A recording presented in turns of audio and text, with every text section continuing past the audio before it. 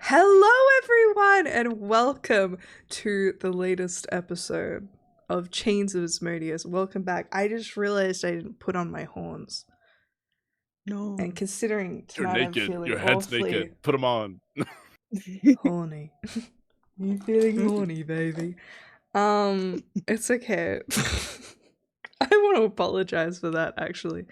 Welcome back. We love to see you. Let's start off by introducing these lovely players. Hi, I'm 30, flirty, and thriving, and only 3 of those things is a lie. Maddie!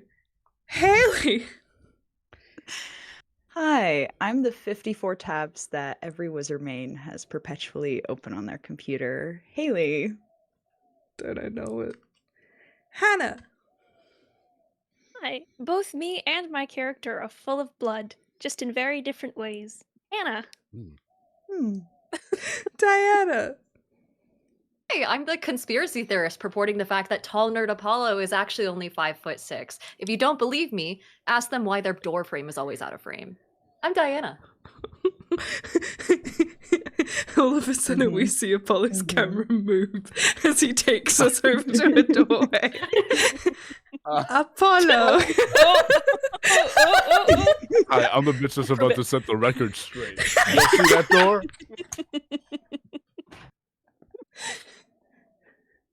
Oh my god. Holy shit. Fuck. I'm the conspiracy theorist that Don't says ever- Apollo has Don't had all the ever doors play on my name like shortened. that again. I swear to God. How much did I'll the burn this never place enter. down. how much did the renovations cost? Shorten all the door frames in your home, Apollo? Apollo. That's my intro. I'm off center now. Goddamn. Fuck. Fair, okay. Before we start, some quick announcements. It was out of frame for Twitch. No. No. Oh no! Oh man! We'll never know. Oh man, it's all We'll fake never news. know. See it. It's a mystery. It was a lie, he was much shorter. I'm the person most likely to have a muse sing about their rage, Apollo. Incredible. Before we start, we want to keep you as safe as can be, so just make sure you check out our list of content warnings. Currently, we're in the body horror land, so just keep that shit in mind. I'm here for a good time. Will you be here for a good time? These are questions to ask.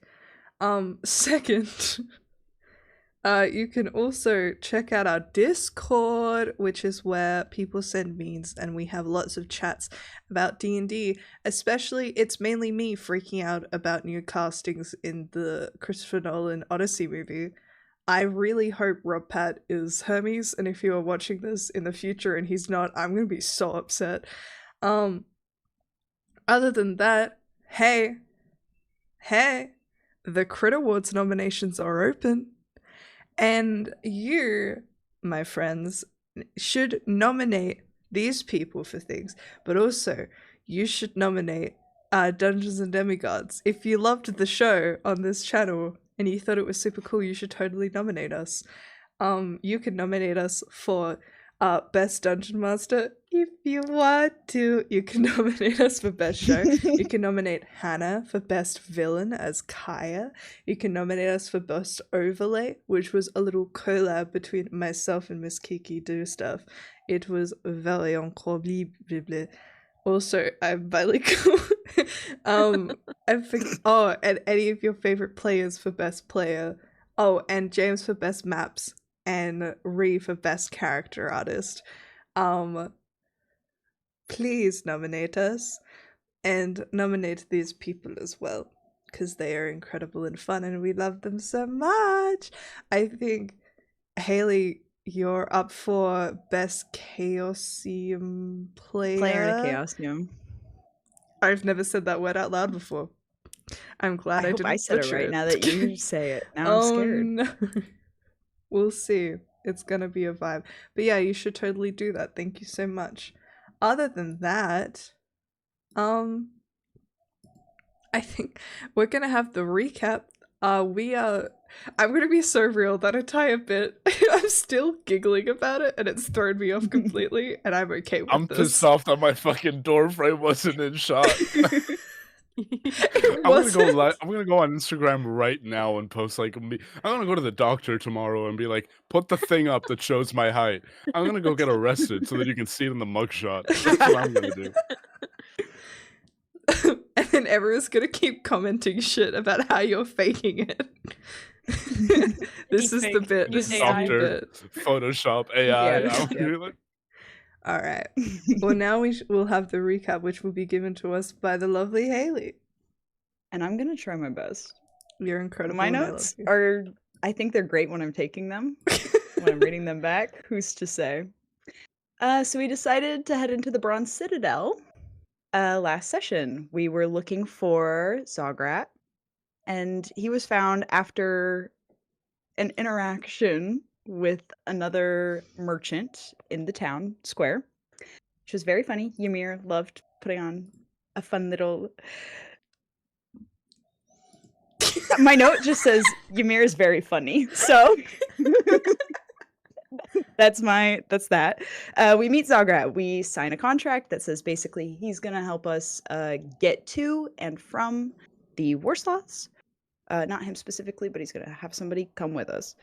Then there's a little side moment where Mechnon speaks to a fun human named Raphael. He's really chill Toxic and seems Yahweh. like a great guy, and I'm excited to see their conversations later.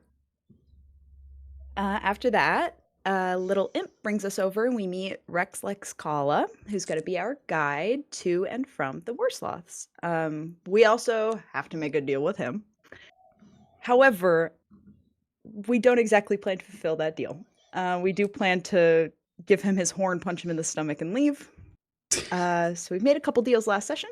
And then on our way to the Warsloths, in our Mad Max style cars, we enter combat. And we have combat with people who are with Zarya.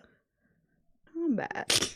With people who are from Zariel's, I'm assuming, Floating Citadel. the floating citadel, big home that floats. Yup. And we kill them. We murdered them.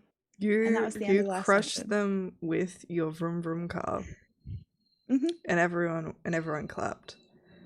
All Everyone right. clapped, and that was the end. Okay, amazing.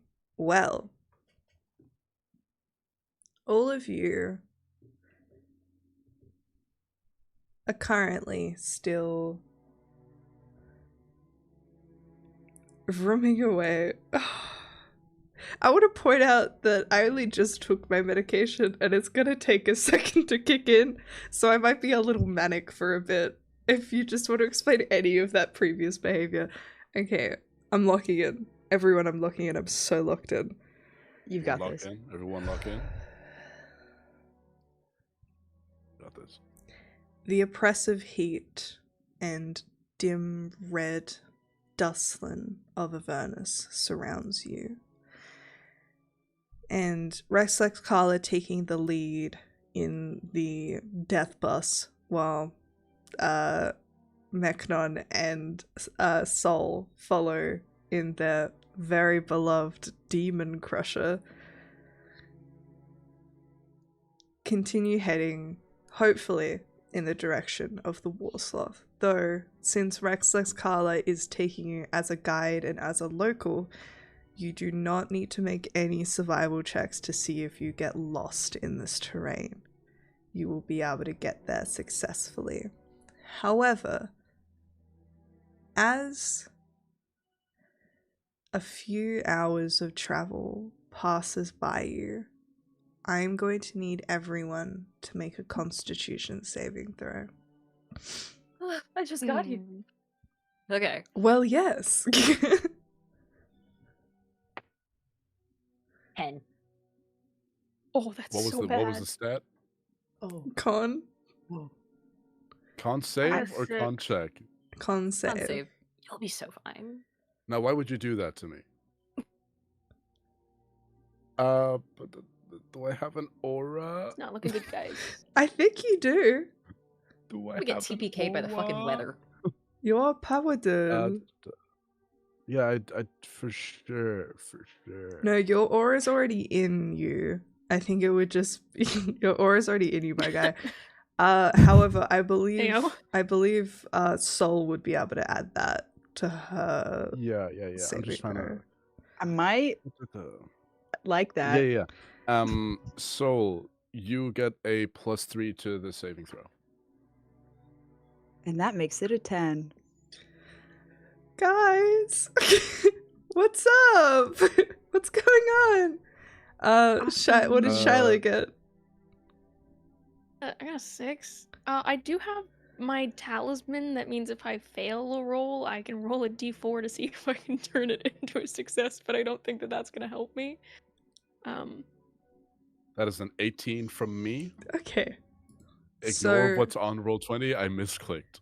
All right. Thank God you're driving. Okay. The three of you who got 6s and 10s feel the oppressive heat of Avernus and the supernatural malevolence weigh on your bodies and souls. Actually, I have just realized something. I reread the thing, you see. Raimi and Shiloh, you feel this heat envelop you and you begin to feel tired and run down. Mekanon, you feel this as well, though you managed to kind of stifle through it. Though Solstice, you gain a level of exhaustion. Oh, fuck. Sweet. Just exactly you. what I wanted. Does fire? I have fiendish resistance for like fire stuff. Would that help me at all? No. Can I argue? No, you don't have Damn it. you don't have a level of exhaustion. Only Solstice does. Oh, okay. Just for I'm fun. just sweating Because profusely. I just hate Hey, marks. can we open a window? Or is that worse? It's probably worse. Okay, That pretty would be close. much Not looking worse, good, yes. Don't do that. Alrighty.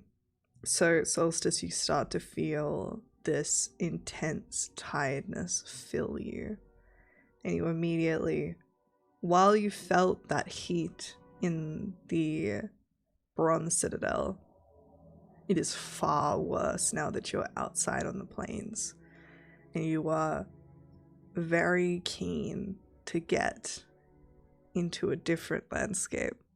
And though some may say the Warsloth may be, how you say it, worse, honestly, you'll take anything to get out of this heat. Yeah. As you guys vroom away, is there anything you would like to do throughout your journey? I will say, alright, can someone roll me a d20? Just flat d20. Ibs. Not gonna be me. Not me. Who? Oh, Damn it. Okay, I shouldn't Why? call Ibs. with a 2. Yeah. Sorry. I'm gonna I'm say getting that resistant. while Rexus Kala knows the way well, he does not manage to get you guys to the Warsloth within a day. Eventually, the sun doth set, and you guys do have to make camp. Though since you are with a local, you do manage to find an outcropping near some of those sheer cliffs and rocks, so you're, in a minor way, not going to be easily spotted by passers-by. Mainly because Rexlex Kala does not want to be spotted by passers-by. So you guys can manage to hide the vehicles in a couple of caves, and we'll have the night. What would you like to do? So it's just kind of rolling sand dunes. Are we able to like see the Warsloth from here, like off in the distance? You cannot see it just yet. Okay. Mainly because So of we're just in the the middle of fucking cliffs and the nowhere. difference. For those who want to join the Discord, if you head to I believe it's called Visuals or something, that little chat in the Discord, you will see some visuals of what Avernus looks like. So also, Hannah, there's one there and you can see what it looks like.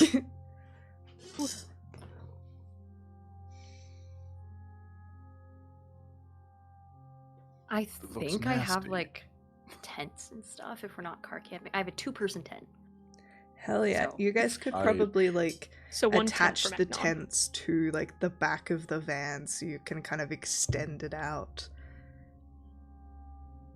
I'm Oh, it definitely doesn't car sleep, camping. so she's just gonna sit outside, and take a look at, keep watch. Essentially, is what I imagine she'll do. Solstice is mostly focused on resting. I now feel like shit and would love a good long nap. So fair. So fair, Yeah. actually. Well, if you want, I can put you to sleep like the hard way. And she kind of like fake rolls up her sleeves and starts to cast. You could definitely recognize it as the sleep spell. She goes, Oh, "All right, just hold still." No, I'm already like halfway there. Oh, No need. oh shit! Am I keeping you awake right now? Ah, fuck. Ah, shit. Yeah. No, it's fine. I appreciate the help. Okay. All right. Yeah. Sleep is something I can manage on my own, though. I appreciate it.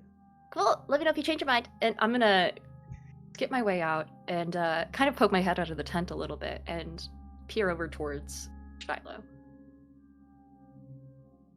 Shiloh is looking out into the distance of the sand dunes, looking for any sign of movement.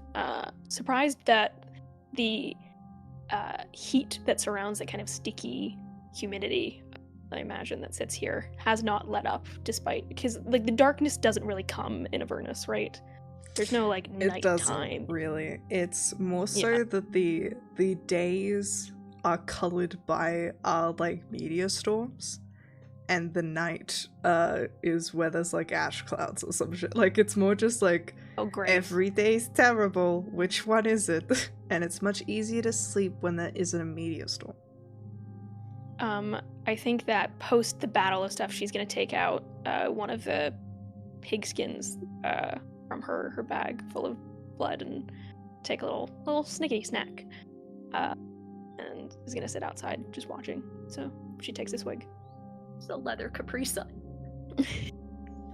Since it is A skin Capri Sun. since it is just pig's blood, you don't feel that kind of unnatural, almost blood rush high that you do whenever you feed upon a thinking creature, but it does satisfy that eternal hunger just a little bit, enough to keep your senses sharp, enough to feel the blood slowly run through your body, keeping you alive in some way and moving. And Yeah, I'll she just quickly swigs it and say, is- just for so people know, Rex's Carla has wandered off, cast Tiny Hut on himself, and is gone. He's just chilling. We don't need him ruining the vibes. Yeah, That he's in the motherfucker's corner. and glamping 10 feet away. Yeah. He's having Yeah. a great time. Continue. Just the image of just a little tent, and then just Shiloh sitting outside, just hearing like clinking and like popping of champagne or something inside. Just like He's having a steak "Ooh," dinner. as he's like tasting something pleasant, like the whiff of cheese or something in the air, and we're just sitting out here. Yeah, that's great. Shiloh takes a swig, and she has that kind of grimace on her nose. She kind of scrunches it because clearly what she's drinking doesn't taste good.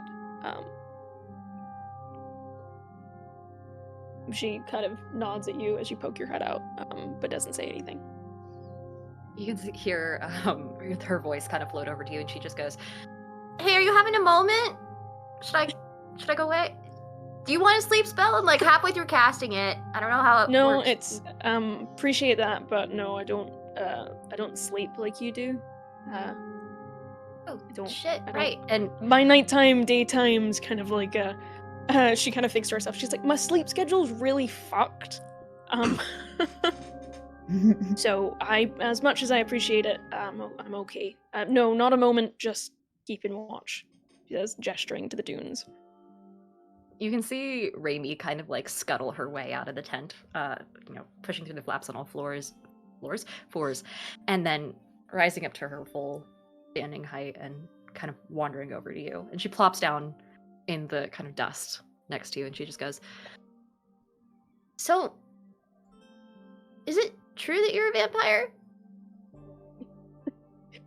Shiloh bursts out laughing. She goes, no, I'm not a vampire. I would not be hanging around you guys if I was a fully fledged vampire. I'd be much more powerful, she says. And there's like a little twinge of disappointment. You can almost hear. No, I am what you call a dampier.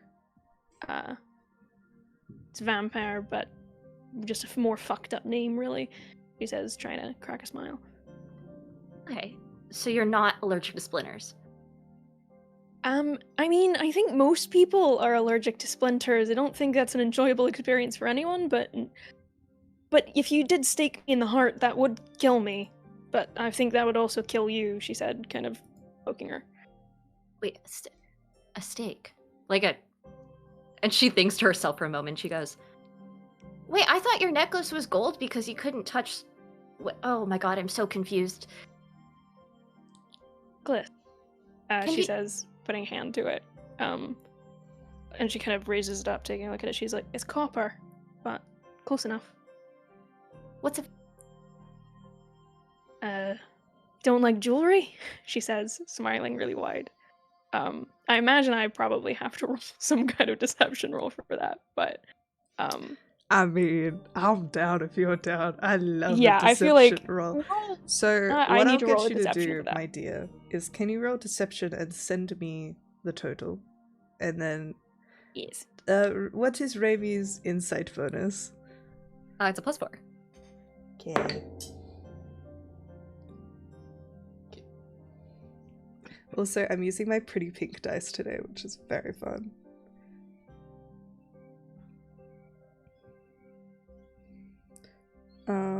And while that's happening, just sidebar, off topic, but because you guys are watching, because you at home are currently watching the show, I'm just saying that maybe in the next couple of weeks we might be having a dice giveaway, and maybe you should like keep up with the show and like maybe join the Discord and maybe like follow us on our socials so you can like maybe keep up with that. You know, maybe For no reason. Theoretically. Perhaps. Raimi. In the words of old, Shiloh is lying like a motherfucker.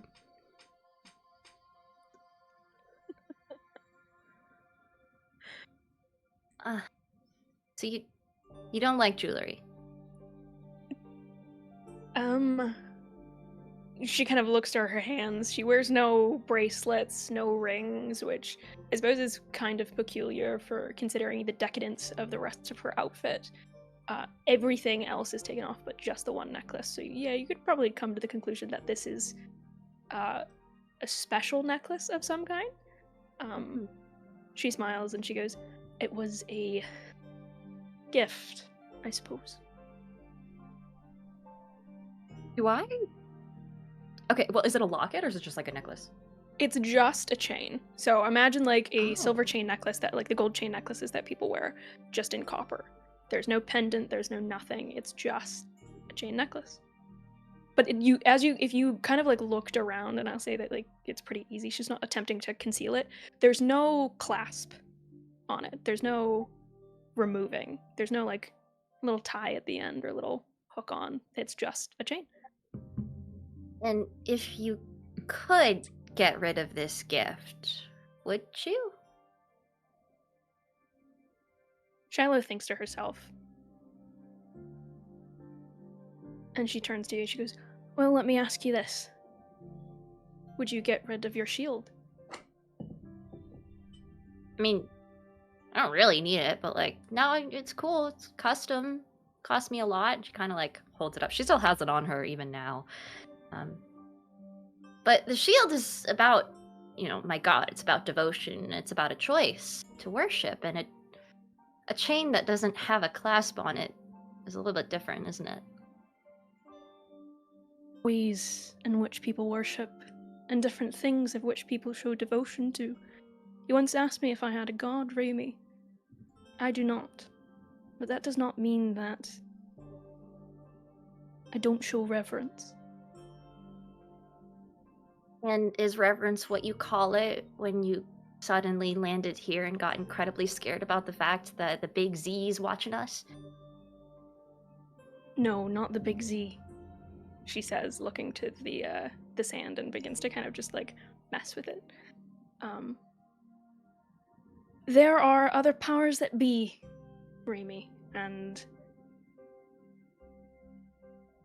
not all of them are good, but a lot of them are powerful. And sometimes when you have nothing else, they can be helpful. I mean, let me ask you this, were you always as powerful as you are, casting spells and running around being able to be raised from the dead? You are loved by your god, Raimi. You can see her like beaming at this. And she goes, I mean, kind of, yeah, I was kind of born and raised into it. You know, the spells came later, but I mean, it wasn't a choice I made at any point. It just was. Sometimes choices are made for you. Sound like a choice. There's a choice to keep going, or to give up. I choose to keep living, in whatever form it may be, she says, gesturing to herself. You can see Raimi kind of like lets the sentence hang there and just stares off into the dust with you for a moment. Is it nice, she says, turning to you, being loved? Nice. And she kind of like starts to fiddle with her shield a little bit, and she goes, I mean, yeah, I didn't really feel like it back there when I was, you know, dead and whatnot. But, feels good now. I'm still a little confused, but, you know, everything has a purpose, and, I'm Do you believe figuring that? mine out. You think that him letting you die was all part of the plan? You can see Raimi, her smile still, even though challenged like this, doesn't waver. And she goes, I've been told it was part of the plan, and I trust him. That must be nice, she says, mean- with a grimacing smile. So if you don't mind me asking, how did you die then? Whoa. Shiloh kind of... You can't just ask people how they died. You just has that. She kind of... You see her roll back on her shoulders, and she goes, I was a very sickly child, she says. My mother was a sorceress. Powerful, and I remember she kind of gestures to the sky above. She used to cast dancing lights when I went to bed, just to make sure that I wouldn't be afraid of the dark. Sorcery is supposed to be passed down, but unfortunately, when you have a weak link, she says, her tongue twisting on the word weak, it doesn't pass. Or it does, and it just backfires. I remember trying to cast a similar spell and fainted. Was out for a week. Bloody nose.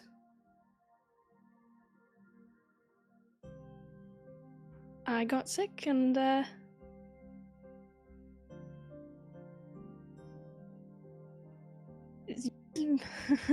she says, kind of laughing to herself, I died. And I came back. And I found a friend in all of it, she says, tilting her head towards the shield. The powers that be did not want me to go, and so I am here, she says, clearly avoiding different specifics of it, but with a earnest look asks you not to ask more. Yeah. Raimi will let that one slide and just kind of like stare visibly at her shield and then up towards your necklace in an unbroken, unwavering sort of glance. And she slowly nods and she goes, yeah, well, pretty much the same deal here, I guess. Except on the bright side, we're a lot harder to kill a second time. So You're too right, she says, putting a hand on Raimi's shoulder. It's chilling and cold, but there's an essence of warmth that lies underneath. She squeezes it gently. So, we're heading into Warsloth. yeah, Gonna go find some fabulous new items and go on an adventure. yeah, souls and Search whatnot. for your soul. Search for your soul. Not here, but not too far off. Essentially, I mean, I feel pretty okay without it. It's just be nice to have it back, I guess. But I'm just, Don't I know it? do you ever wish that magic could bring you back properly, as opposed to this? No. I was weak before, and I am not weak now. I'm glad for this. There's a beauty in being born anew. Even if I didn't ask for it in the first place. It is a gift, one that I will not squander. Right. Well, speaking of not squandering it, unfortunately, I got the short end of the stick when it comes to being brought back to life, and I do actually have to sleep, so I'll leave you Sleep to well, it. Raimi.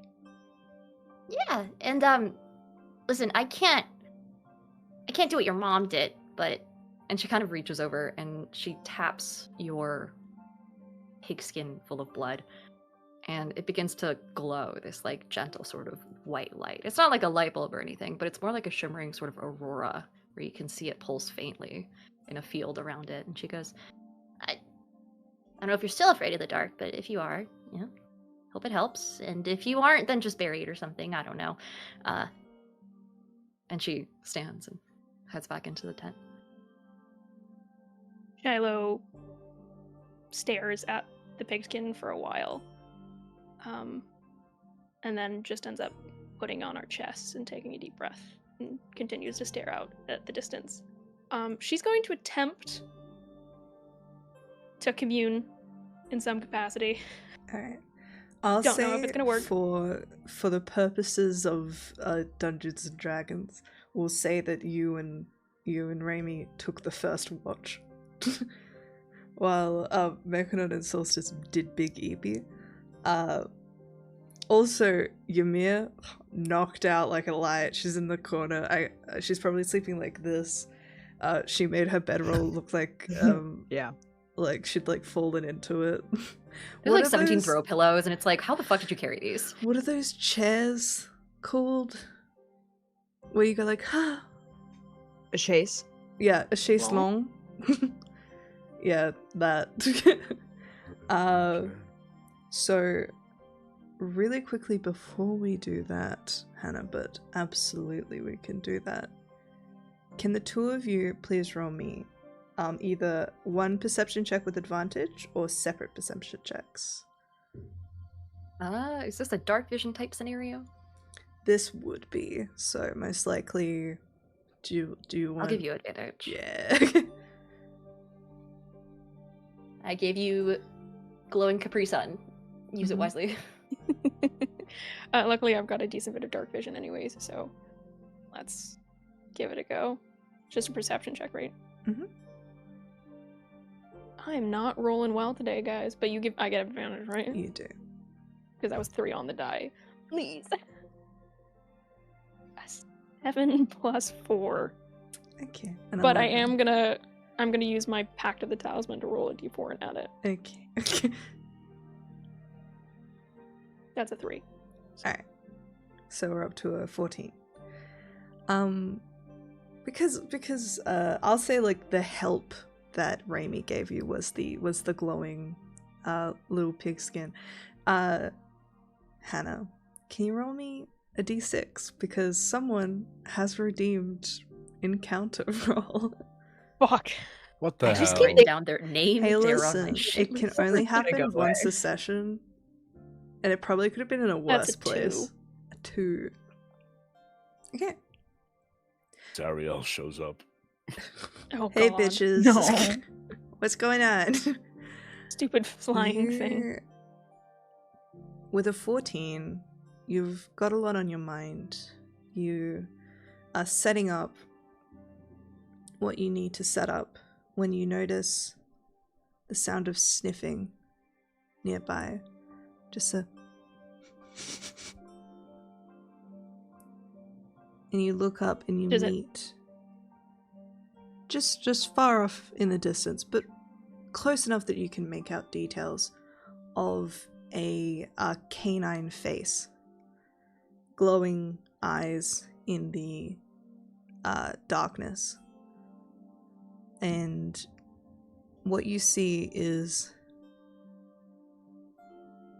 a creature that resembles a strange dog, but it has these tendrils poking out from its back, very similar to a... Oh my god. Displace a beast. There we go. It came to me. And I'll say, can you roll me a nature check, please? Okay. I'll say nature or animal handling. It's not Oh, religion, so God. it probably won't kill us instantly. Maybe. Okay, that I'm really not rolling well today, guys. That's a 6 plus 3 for a 9. Hey guys, what's going on? I haven't Okay. rolled above a 10 all day today. I'll say you have no idea what this thing is. That's number one. It looks local, strange. However, I'll say what you do notice, because I believe for someone who is adventuring, the danger sense, the danger scale would be your priority. You see that this creature looks very thin and is just sniffing around. You suspect it is some kind of scavenger and is most likely not really a threat, especially since Got it it. is by itself. Okay, can I do one thing? Of course. So I have beast speech, which means I can commune with animals at will. Mm-hmm. Can I try and talk to this bad boy? Unfortunately, it is not considered a beast. Oh, okay. It looks like a scout. Okay, so speak with animals isn't gonna do anything. All right. Shiloh is going to try and initially shoo it away with is just going to prestidigitation a kind of harmless like spark next to its ear, just trying to drive it away from the campsite, seeing if she can just turn it around. Roll me an intimidation check. The DC is low. Okay, sure. That is a 18 plus There we go. 4. You see it kind of flinches away from that spark and lets out like a strange yelp that sounds familiar to a dog, but also just incredibly different. And it scrambles away. And you see those strange tendrils seem to have their own almost glowing red. You're not sure what they are. They're not eyes. It's something strange. But all of them immediately seem to recoil, and the creature bounds off into the night. Shiloh's gonna take extra heed to make sure that, because in her head she recognizes a packed animal, like a pack creature, or like it looks like a wolf. She assumes that there are others, like coyotes in the wilderness and things like that, so she's gonna keep an eye to make sure that they're not. She's gonna actually walk up and around the camp to make sure that they're not getting surrounded. You take the time to look around and you do not see anything. Especially with how skinny this beast is, you suspect that it was most likely lone and desperate. She's it was, gonna it was take quite extra care to. small, actually. It's a small creature. Just a little guy, It's just a fucked up little guy. like a little coyote or could've something, had or a like a dog. fox, like a hell fox, It's, yeah, very much so. a raccoon. A raccoon in the garage. I think she had like meat and stuff in her bag, so she's gonna take extra heat to make sure that smell doesn't get out. Very, very fair. I think, yeah, specifically, I think she got cobalt meat from the previous She meat did. vendor. Yeah, Extra raw. extra Can't be raw. extra raw. I'm so we sorry, can find out. y'all. The cams fucked themselves just a scooch. Yeah, just saw that happen. I was like, what? Yeah, I don't know either. You guys saw nothing. Hey, chat, if you think you saw something, no, you didn't. No, you did Welcome to not. Gaslighting 101. Whatever you think you just saw didn't happen. Your perception of reality is flawed. I'm the only one you can trust. Gaslighting is even Also, weird. welcome to Religion 101, I think. That's why Apollo is so good at gaslighting the rest of us about him being so tall. It's not true. No, Yeah, stop! Don't put professional, this. real Don't give professional. more credence to this. I mean, we We didn't can, see we the won't. door frame, Apollo. All I'm saying. Mhm. I didn't see anything. There's no proof. Now, y'all are lying. Now, the others of you are lying. The only one who hasn't is Haley, and I respect that. But I Haley met you also in hasn't person. defended I met me. you in person. And it was crazy. I just really thought you'd be taller. I thought Oh, like we made eye contact, and I was like, oh, like I expected to be looking up, but it was more. We made eye 1-to-1. contact. Yeah. We made eye I have contact, and it was. I have photo receipts of you looking up. I have Doctor- photo I'm gonna- receipts of you Haley, looking I'd up. love I to need you to see it. send me that photo so I can Photoshop it. Please. We're gonna have him look like the mini Keanu. I'm gonna make deep fakes. There's no way you have a photo of me looking up. This is nasty. Haley's I'm never checking Haley's right never now. looked up in their life, so that's kind of crazy. Mm-mm. It's true. All right. It's down or nothing. As you settle back, Shiloh, what would you like to do? Shiloh's gonna try and talk, and she's gonna pour a little blood on the ground, and she's gonna use the prestidigitation to light it ablaze, just like a little, just burn it slightly, and just under her breath, mutter, "Just fucking speak to me." Can you roll me a persuasion check? Yes, I can. I will say you need to roll this with disadvantage because of what you said. He's not gonna be happy with me. Guys, this Um, feels like Dungeons and Demigods all over again. Look at them Right. begging Oh, I for got yeah, a- we know what you do to them. I got a 16. 16. Okay.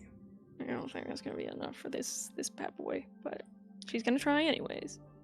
You light this blood. Turn that off. Your lifeblood.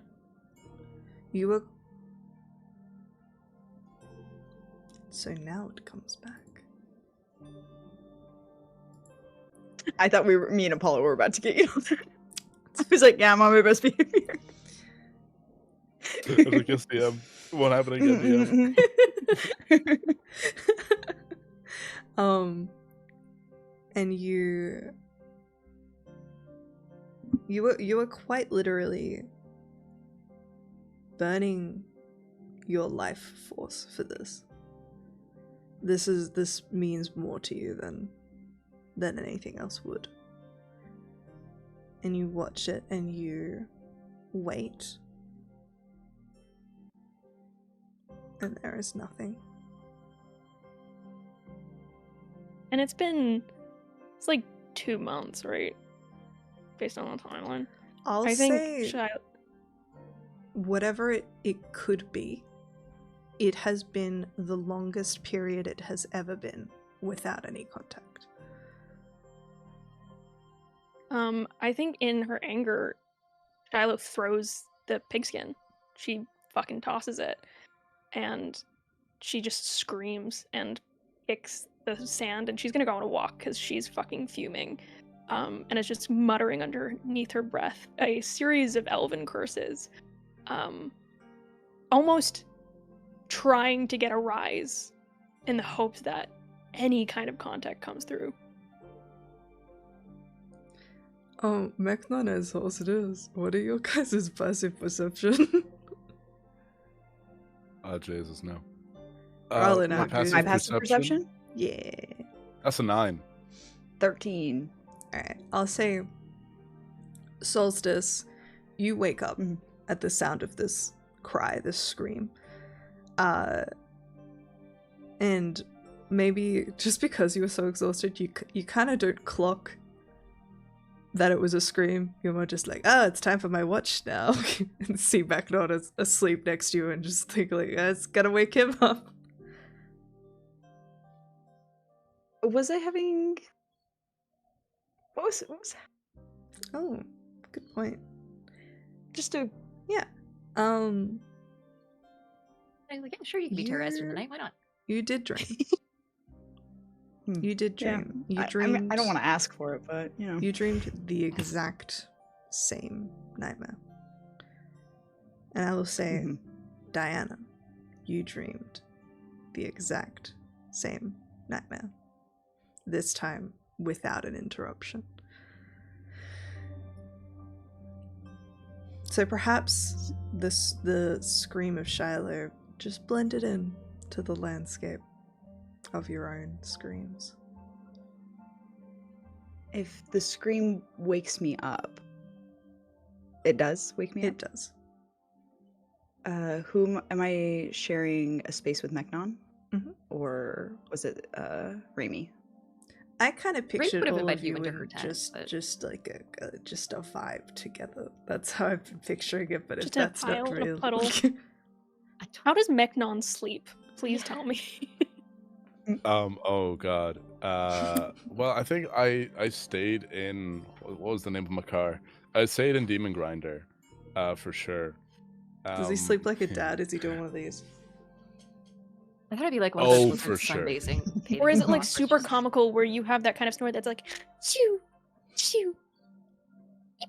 I do think that part of me staying in Demon Grinder is that I know that I snore like a fucking It like a foghorn. rattles.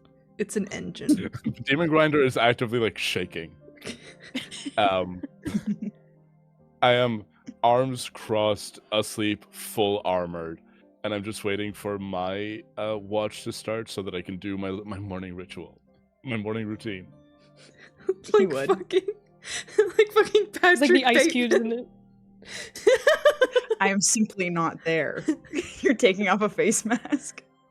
I think the way that that Mechnon sleeps is really it's really concerning. Where like there's no calm down period. I cross my arms, close my eyes, and you don't know that I'm asleep until I actively start snoring. The energy is just the same. And when I wake up, I just go, okay. You just get up Whoa. like fucking Dracula. Unbothered, deeply bothered. So Solstice, if- do you wake up Mechna, or do you? Yeah. If me and Mechnon are in the same car, I'll say that we are for funsies. Solstice wakes up, eyes wild, hair stuck to their forehead, so sweaty and wet, not just from the heat of Avernus, but the obviously intense dream that they were having. They reach over and they go to grab next to them and grab Mechnon's shoulder really quickly. And if that wakes Mechnon up, you would see Solstice looking at you, but for a second looking for a face that's not there.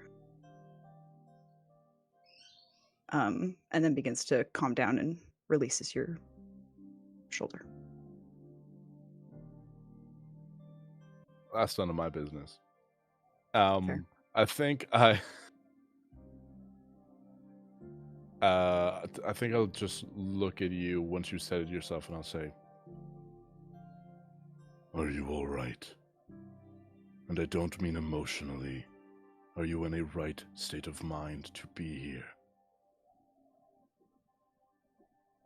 Yeah, I am. Did you hear something?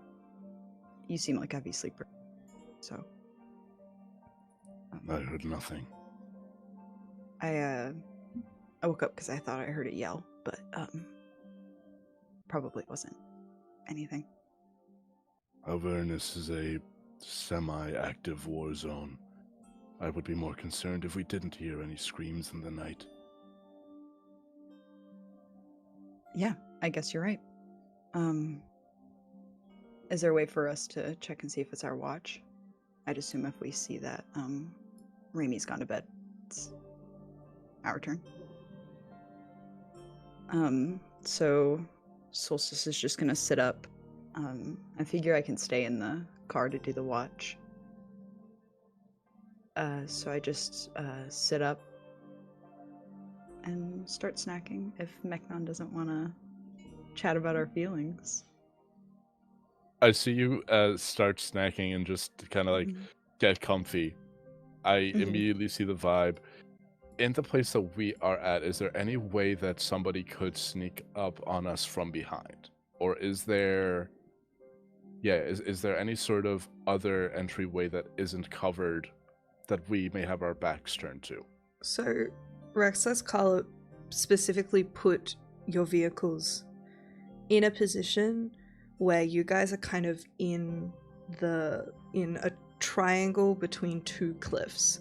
So you're covered from multiple angles, but then you have like two rock faces to the back of you and you're just looking out. Okay.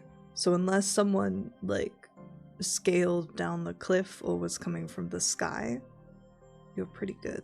Okay. If that's the case, I think if you're looking out, I am going to look above.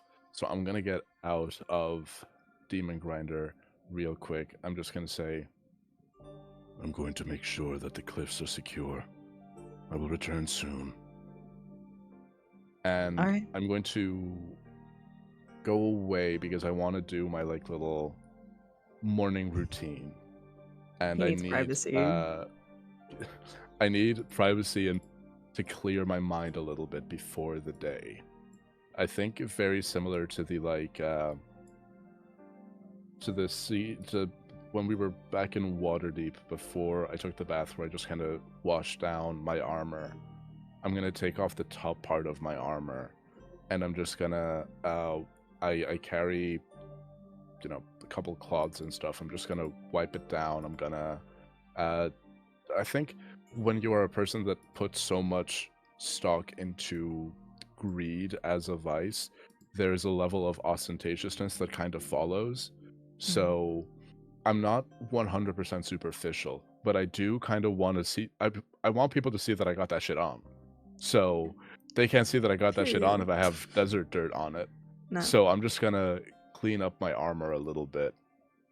And while I'm doing that, I'm just gonna take mental stock of where I'm at. I'm gonna switch out 2 of my spells. If this counts as a long rest, I'm just gonna switch out 2 of my spells. I'm gonna switch out. I'll remember which one I switched out, but I'm gonna take protection from good and from evil and good. Y'all don't have to tell me when you switch out spells. I'll just be like, okay. Incredible. I'm just gonna take protection from evil and good. I think in my head I'm reciting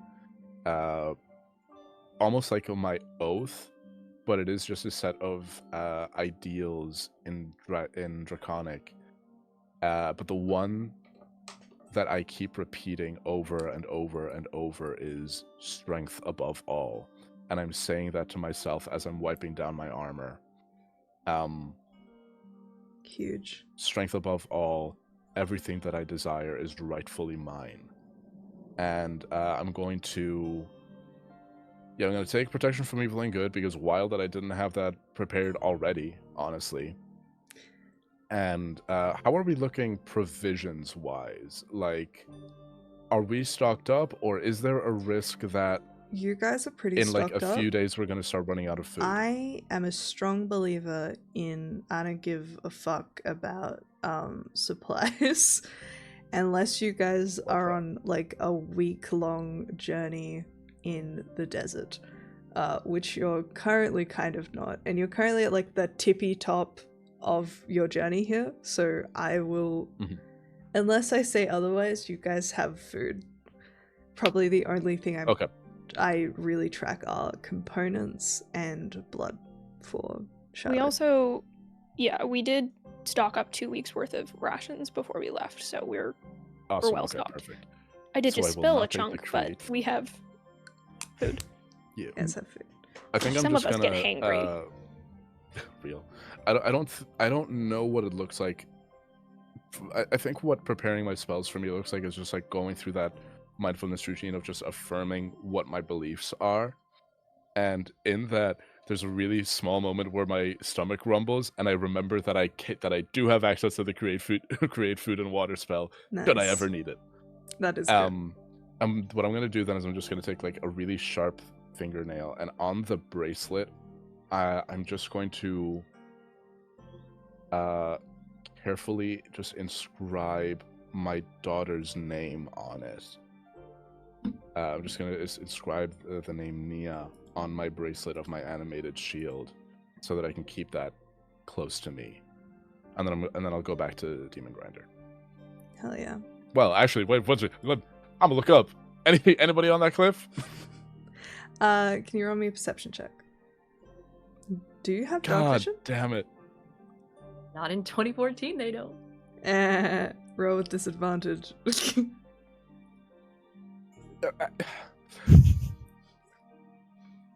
Wait, for sure I have a paladin bullshit thing that I can have a little bit of light.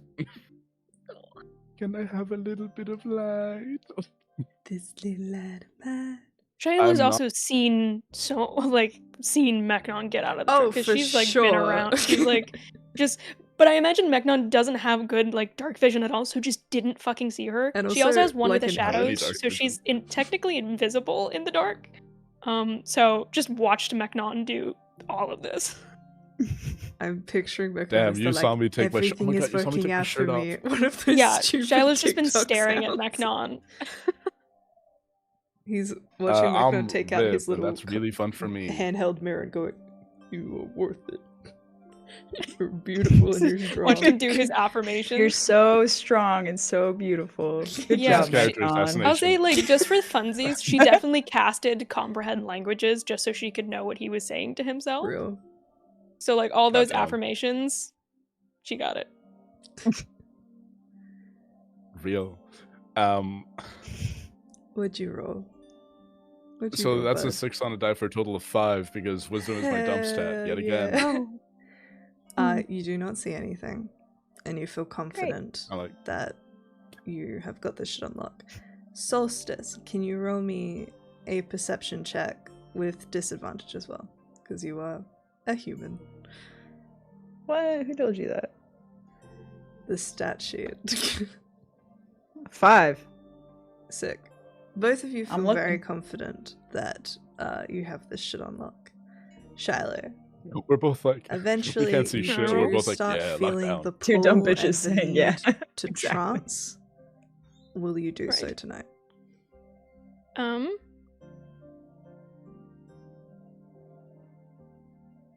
I think that she is so... She actually didn't use many spells in the last thing. She mostly did Eldritch Blast, so she doesn't really need to restock. Famous last words. So I think that she's so pissy from not having her call picked up that she's not gonna go to bed. She's not gonna trance. Okay. She will, Just- however, like Confirming you will be taking a level of exhaustion. See, that's what happens when you don't sleep. It's this whole thing in Dungeons & Dragons, the game that we're playing. dang it. Yeah, fine. She'll crawl into a scavenger, I think is the other Mhm. truck. And I imagine she finds Solstice awake. And you can see like Shiloh's face is like She doesn't have a lot of blood in her, but her face is red hot, and there are like clearly some kind of anguish as she storms back into Scavenger and realizes that you are awake and wasn't expecting to have to interact with the person. She carries the pigskin, now significantly lighter. All right. Can I Evening. go check But Will on Shiloh go to really sleep. quick then? Yeah. Really quick? Then I'll follow Shiloh into Scavenger. And I'll just take Um, over on Demon Grinder. Okay. I give the sight of it a knock before I walk inside, and Solstice just looks over at Shiloh and is like, everything go well? On your watch? Yeah, she says, kind of coughing and putting the pigskin into her bag as she settles into the base of the carriage. She goes, there was a strange kind of dog. Nothing to Mhm. worry about. Some kind of scavenger, but just be aware. Okay, sounds good. I wanted to check in with you. I hope that this isn't an intense kind of question. Your affliction isn't gonna affect the team, right? She cocks ahead at you. I've worked with a lot of people from a lot of different backgrounds before. Totally up to you. I know everybody does things differently. I don't die. So if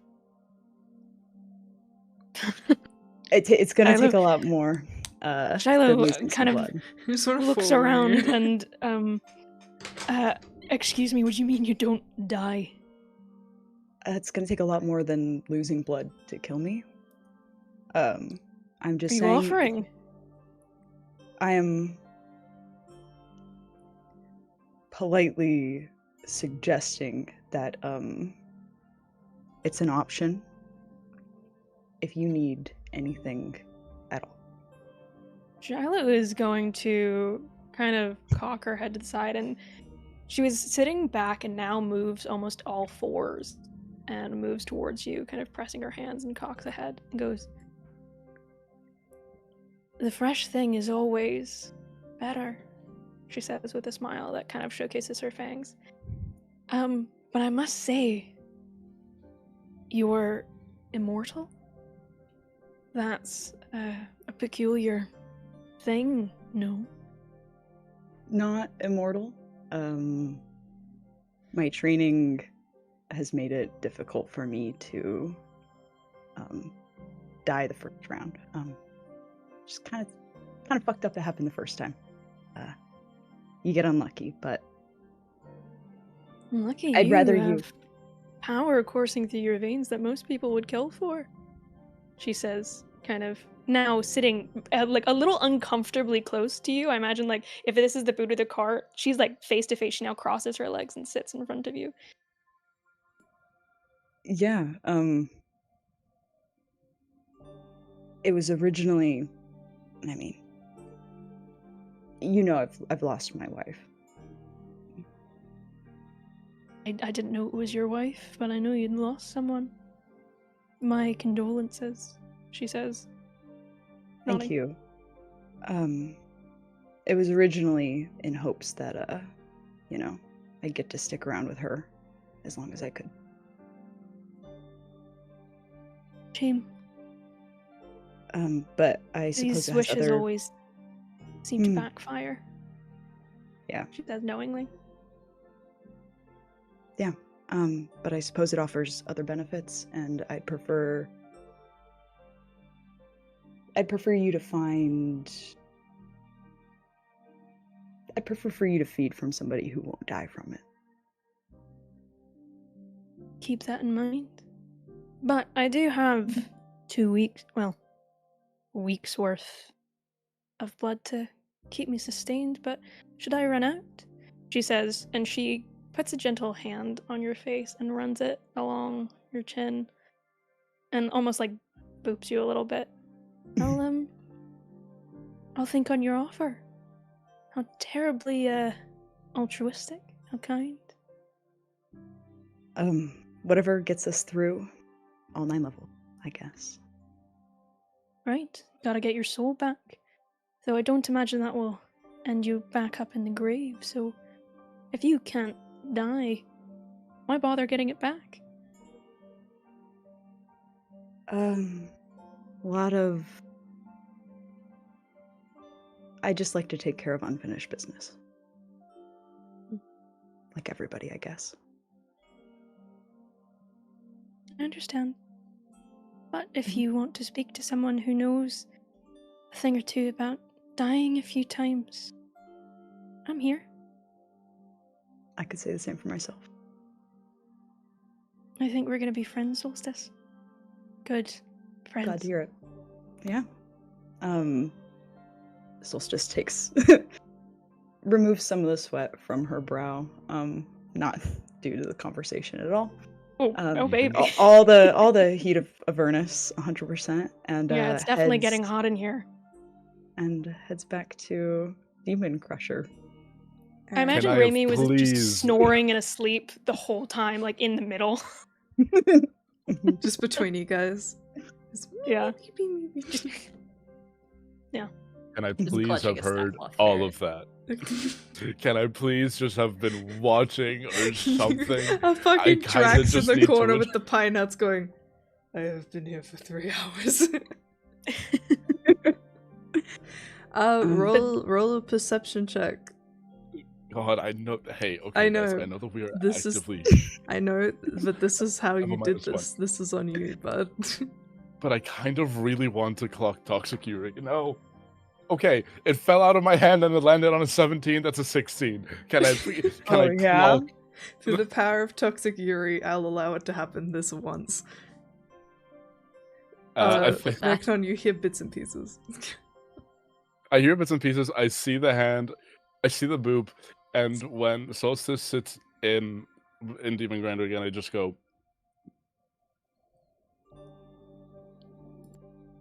Did you know that one of the reasons for missions failing most often is inter-party relationships? You're an adult. Shiloh is beyond the confines of death. I don't particularly trust anybody in this group, but I will trust that your ambitions will keep you focused and that you will not let romantic entanglements cloud your judgment in battle.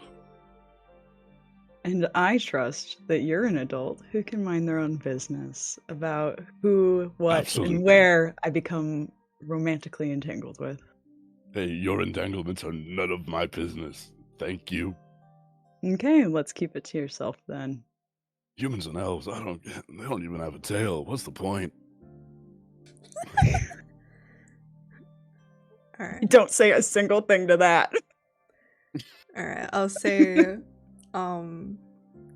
give me your Rexlex call, I take the third watch. Anyways, eventually, all of you take enough rest that you do successfully take a long rest, meaning Soul, you no longer have a point of exhaustion.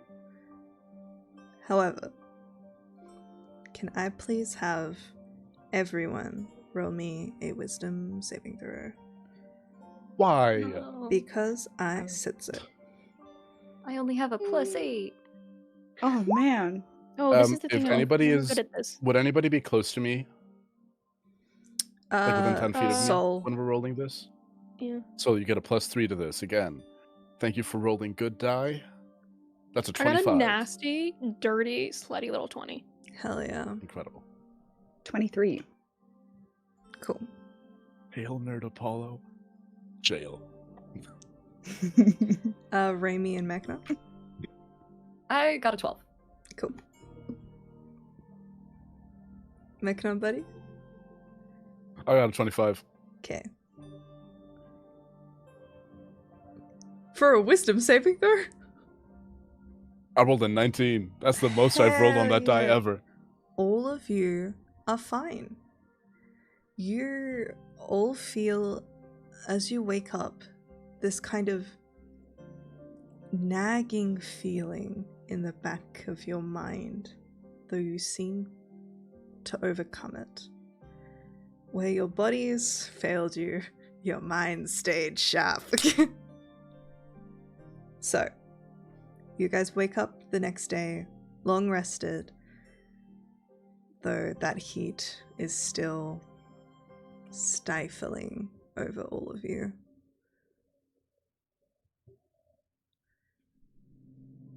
What would you like to do?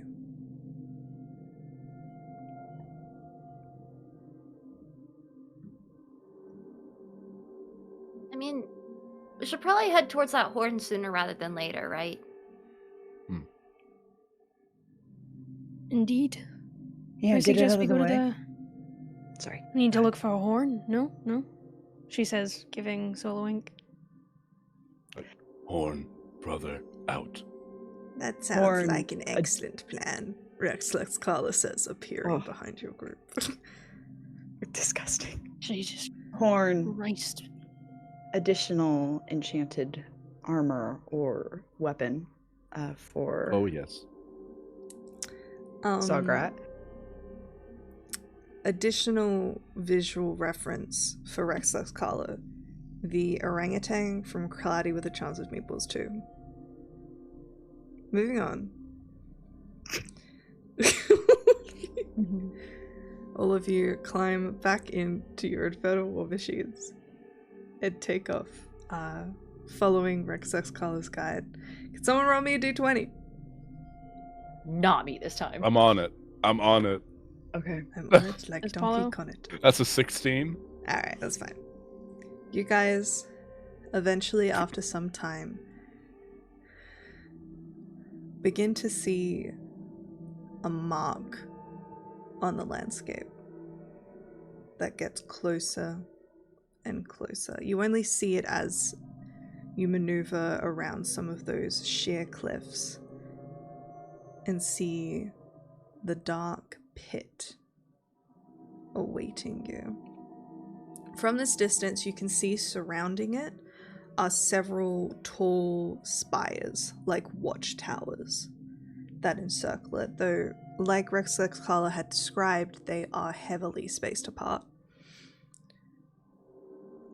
As you approach and get close enough, Rex Carla pulls to the side, hiding the war machines in a cave.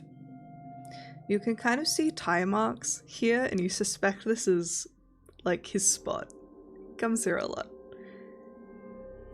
And all of you begin walking on foot towards the war sloth. As you guys walk, before you enter, is there anything anyone would like to do or shout out?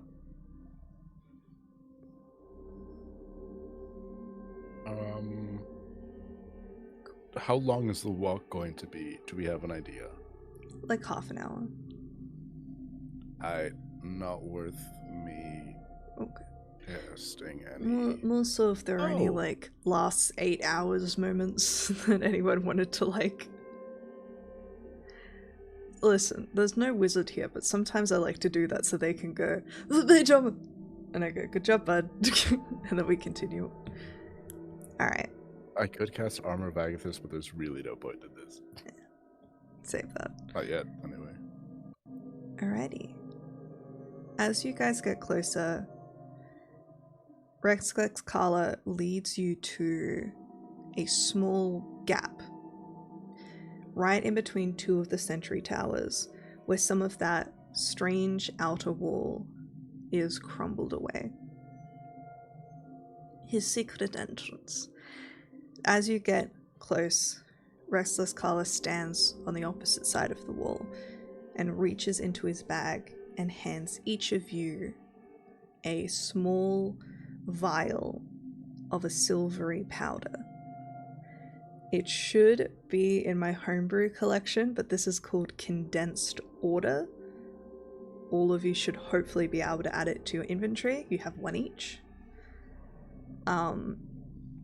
As Rexless Carla had mentioned before, he does reiterate I recommend only taking this on your way out. Time can sometimes be a little fiddly. I have enough supplies to last several days, should it take that long. And he hands each of you a vial. So I believe earlier I said 3 hours. That was a lie. It is 8 hours. But essentially, condensed order is almost like an overpowering lawful will that combats against the chaotic effects of this demon-run place. What you see before you is a land stretched out, a sunken battlefield drowned in its own rot. It sags the landscape like a crater left by a dying god, where Avernus's scorched reds and ember tones give way to stagnant pools of green, blues, and thick, pitch-black muck. The earth is soft and foul underfoot, more pulp than soil. Squelching with every step like something half alive. It's warm, not like bath water, but like flesh. The stench hits you all immediately. Old blood, burnt meat, wet, rust, and something worse, like spoiled milk left out in the sun or a corpse hidden in a crawl space. Cracked trenches spider across the landscape, filled with brackish water that doesn't reflect light. Bone fragments jut from the earth like pale thorns. War machines lie half submerged and twisted, their gears clogged with sinew and ichor, their operations long since melted into the sludge. You spot a broken siege engine the size of a house, its wheels fused to the ground by a mix of rust and calcified gore. Ahead of you somewhere, something shifts in the distance, a slow, pulsating mound that might be breathing. The mist hangs low and wet here, heavy with the sound of buzzing flies and the occasional wet slap of movement in places you'd rather not look. The mud bubbles thickly in spots, letting out burps of gas that sting the eyes and leave a film on your tongue. Rex Lexcala gestures to the map in Raimi's hands. You can do your best to figure out what comes next, and the path ahead dissolves into war debris and churning filth. Are you ready to enter? Aye, aye, Captain. Yeah. Boy. Alright. Armed with each of those silvery powders and stashed away, you will begin to trek inside the walls of this place. Now, what is your plan? What would you like to do? We have a rough location of where we're going, aren't we, for the horn first? You do. So you guys have the map of the War Sloth, which I believe should be in group notes. It is. Yeah. Yeah. And you guys are heading to W4. You guys are currently at W1. Yeah, Cool. then I think If you want to see what the map Just looks like, charting a check direct the course. Discord. charting a direct course would be the direct course. Yeah, probably. I think we're all set on trying to find items first and then do this all later. So Yeah. begin charging in. Keep an eye out to Rainy. see what we can find. Since you were the one with the map, can you please roll me a survival check? Oh boy. Okay. Ooh. Hey guys, I think we're going this way. It's a natural fucking 20. Hey! Incredible. Let's go. She's holding it upside down, but somehow, like, even if you turn it right side up in her hands for her, it's still heading the right direction. Like she was planning the route with the map upside down the entire time and somehow self-correcting, so it still made sense. This is the land of chaos. Nothing makes sense, and shit. Raimi herself is a chaotic individual. So it's almost like this map makes more sense to you than the Avernus one did, in a strange way, I think. Especially with that natural 20. And you immediately begin making your way towards where you believe the trove is. And you guys make incredible time. So, how this is going to work with this particular vibe is this kind of acts like a mini skill challenge. I love a skill challenge. So as you guys continue on, thankfully with that natural 20, you do not encounter anything on your journey. And eventually you begin to see signs of the location that you are aiming for. A vast and twisted battlefield extends before you, cleaved in two by a massive canyon. It, instead of being something that you need to drop down into, it seems that the cliffs themselves raise up while the path in between begins to go down. So it seems to almost rise up out of nowhere. You find yourselves at the entrance of the creatively named Trove. And I think we will call for our break here because I think this is a great point. So we're going to go on a quick 10-minute break, grab a drink, go to the bathroom, do what you need to do. We will be back in 10 minutes time. Bye.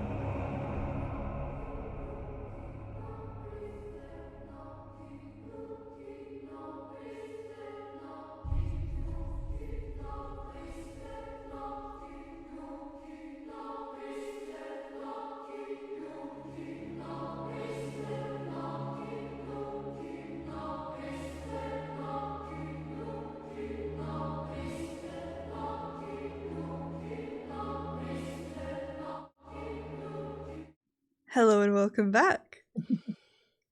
Okay, so Jesus. You guys stand in front of the trove.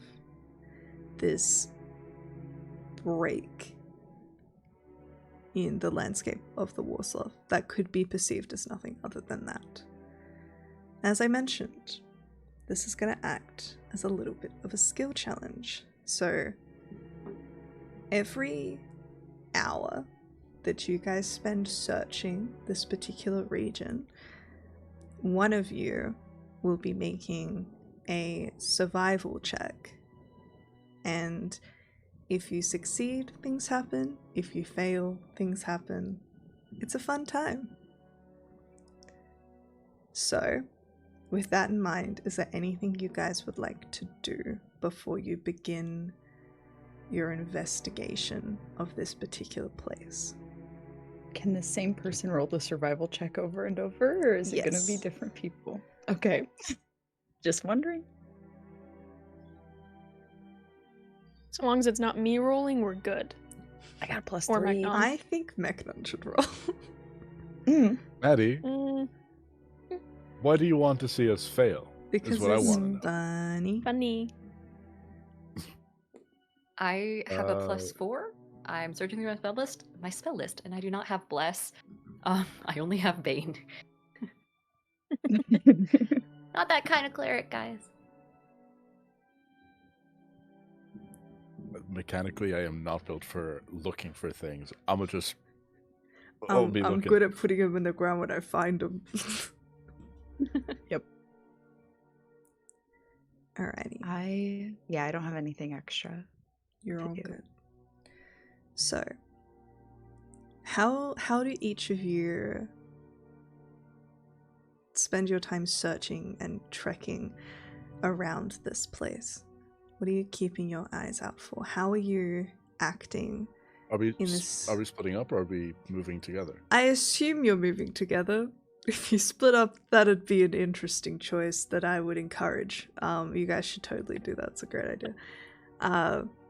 We should absolutely More not. split so, up. how Look are at how your happy Maddie got.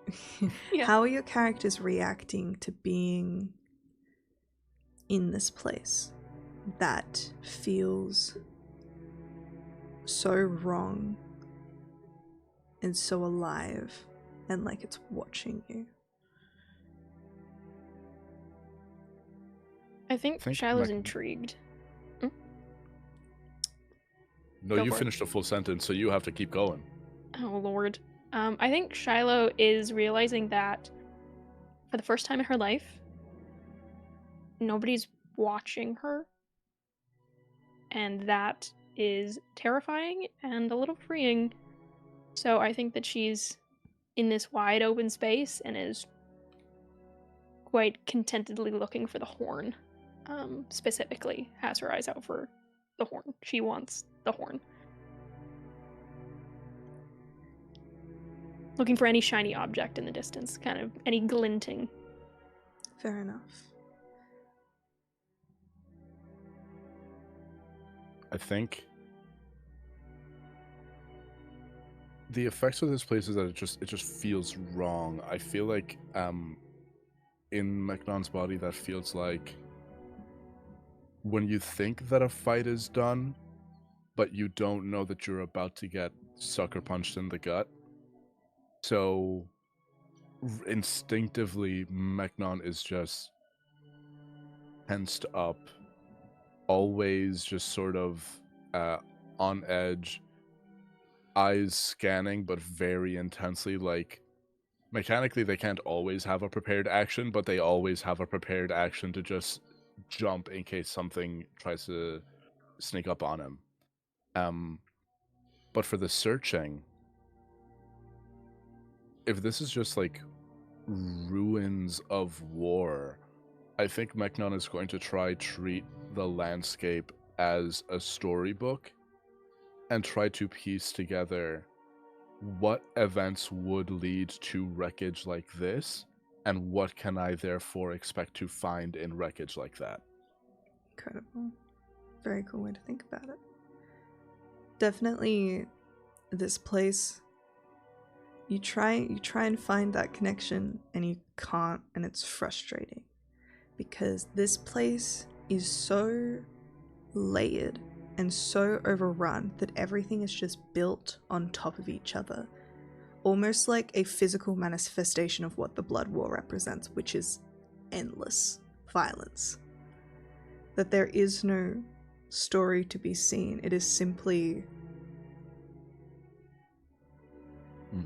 war, but not the war that you enjoy. It is sheer savage brutality. I think I just get quite disgusted as I'm walking around, and just to myself, There is no honor here. Whoever's around just hears me say, "This is not conquest. Savagery without end. Disgusting." Raimi would absolutely be closest. And as you mutter this to yourself, kind of looking down at the ground and examining the landscape, you can see her out of the corner of your eye, kind of skipping forward. And it's almost the same way that a beachcomber is with her. She, will skip a couple meters ahead and then stop and then, kind of bend over towards the ground, poke through with her sword a little bit in the dirt and in the dust and the endless layers of footprints and decay and death over each other. And she stands up and looks over at you as you say this, and she goes, I mean, it's kind of is it not the same thing in the end? Is this not your thing? This is senseless. This is battle without end. This is not war. War has purpose. Conquest is elegant. There is honor in taking your enemy and destroying them. There is beauty in grinding your enemies to dust under your feet and telling them, "You should have surrendered when I gave you the chance." Nobody is winning here. You can see Raimi kind of gives you a very solemn sort of glance, but it's searching. And she just goes, it seems like that's what happened here, is someone got ground into the dust, and then that grinder then got ground themselves. Maybe you just don't understand it. Maybe it just has a different beauty. Skittish. She Somewhere continues on the searching. wind, I hear. Raimi, can you I think just I'm quickly... gonna hear what you're saying, but I'm not gonna absorb it at all. I'm just gonna keep looking. Yeah, I'm gonna keep looking. At this point, if there's no rhyme or reason, I'm just gonna look for if anything looks out of place. While that's happening, Raimi, can you roll me a survival check? Yes. Solstice, what are you up to? Solstice is taking a couple steps behind everybody and watching where they look and not looking there. Trying to pick up any slack that's being, not on purpose, but anything that's unexplored. I want to make sure that I'm going over it. All right. Raimi, what did you get? Fucking 9.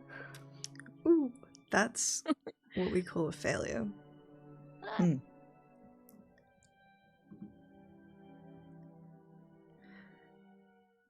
Can all those who are proficient roll either a perception or investigation check? Have fun, y'all. Neither of those is gonna be me. No. Sorry, None your if- business. 17. Strikes again. 17 on investigation for me. Sure. Investigation or perception if you are proficient. I'm better at investigation, and I'm proficient in both. Raimi or Sol, are either of you rolling? No? In neither of those. All good.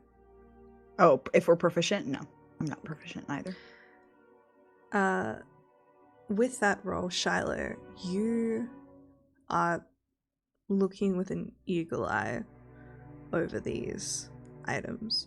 Rather than looking for the kind of patterns of movement like Raimi is, you are just using the eyes to catch anything. And you notice a voice calling out in the distance. And you pick up on that first, but it is that investigation roll that makes you track down its source immediately. You just hear gently in infernal a voice say, "Power. Power." Saying power softly over and over again. It takes a moment, but the rest of you hear it as well. It is out loud. And Shiloh, you're able to narrow it down to a nearby pile of corpses. Oh. And it seems to be echoing from within.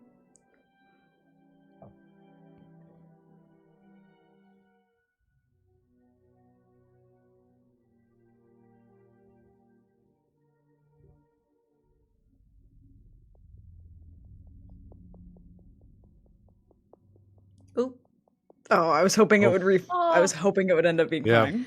I was just like, this We is were such all a like, oh, dramatic she's taking a dramatic pause. Right. Well, I saw Hannah saying it would crash. Oh, No. R.I.P. I'll my face is say, gone.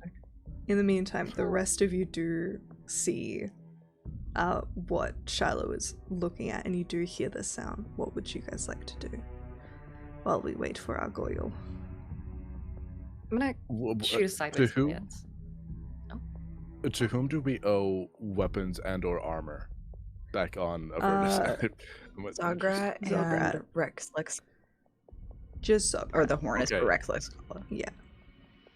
Are any of these corpses clothed? They all are.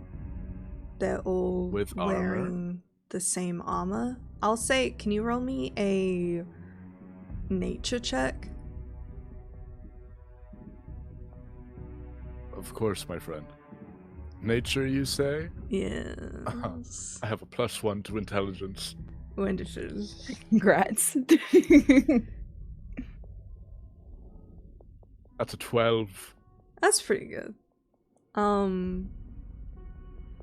I'll say you couldn't name what it is, but you do recognize that all of these seem to be the classic foot soldiers of the Blood War. They are not tieflings or humanoids at all. For those who are watching at home, these are Merigons. I think that's how you pronounce it. But you just recognize them as being on the devilish side. They are all armored the same. But everything looks dull, mediocre, normal. They resemble the foot soldiers that you are used to. You recognize their station as someone who is familiar in military shit. I like that you guys are together. Look I at was you. just about to say that you guys are in the same box. It's really cute. Do a little high five. Yes. Oh my god, what side is which? I that don't know which one I'm on. You got one of them, Yay. it's fine. I guess. The edge of the screen. The edge of the screen. Chad, I'm relying on you to screenshot this.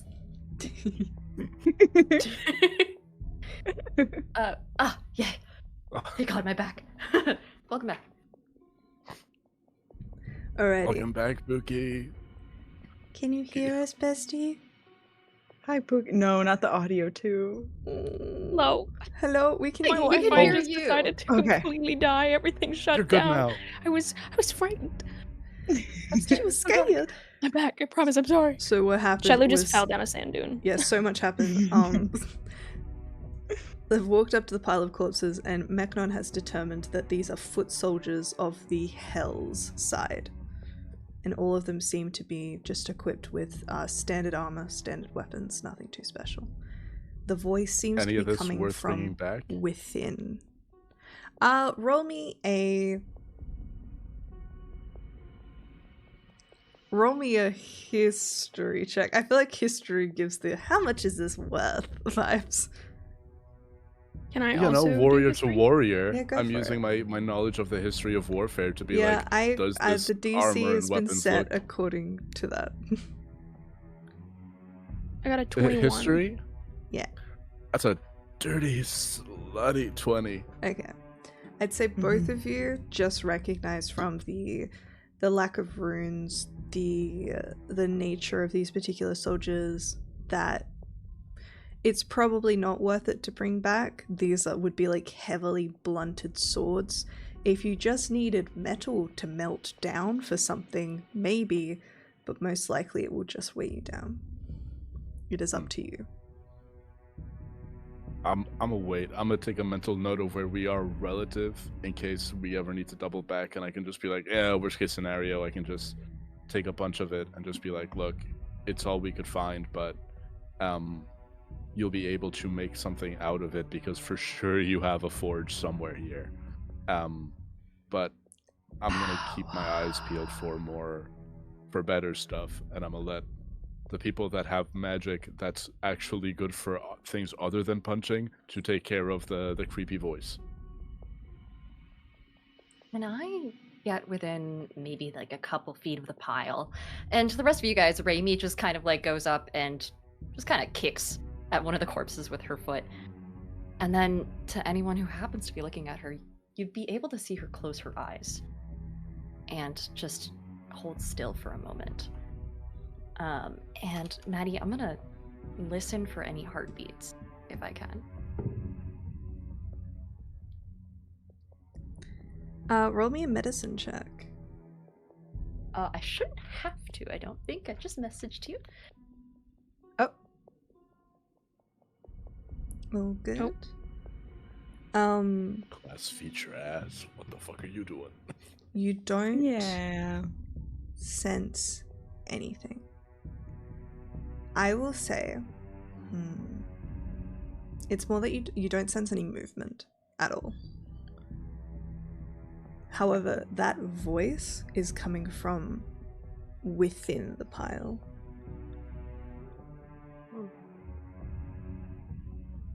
Hey, Soul, help me move some of these. And I'm gonna start trying to heft body parts out of the way. I was Okay. hoping you'd ask. So here's the thing. I'm just watching something. Just hurry up. I'm not looking at character art or anything. Okay, check one. I'll check the other one on my Instagram. What do you mean? Okay, cool. What are you It's just checking? Soul. What do you mean? So Soul, you lift up these bodies with your bare ass hands. I'm gonna need you to. Diana, you are wearing gloves, so you're good. Oh, Oh my god, the canon of our character art is intense. Yeah. That's a fucking pull. I what? believe in brutal punishment. I'm using gloves, and so I guess I'm immune to whatever the fuck is about to happen. I'm gonna Soul, die. can you make a Constitution saving throw for me? Yeah, whatever.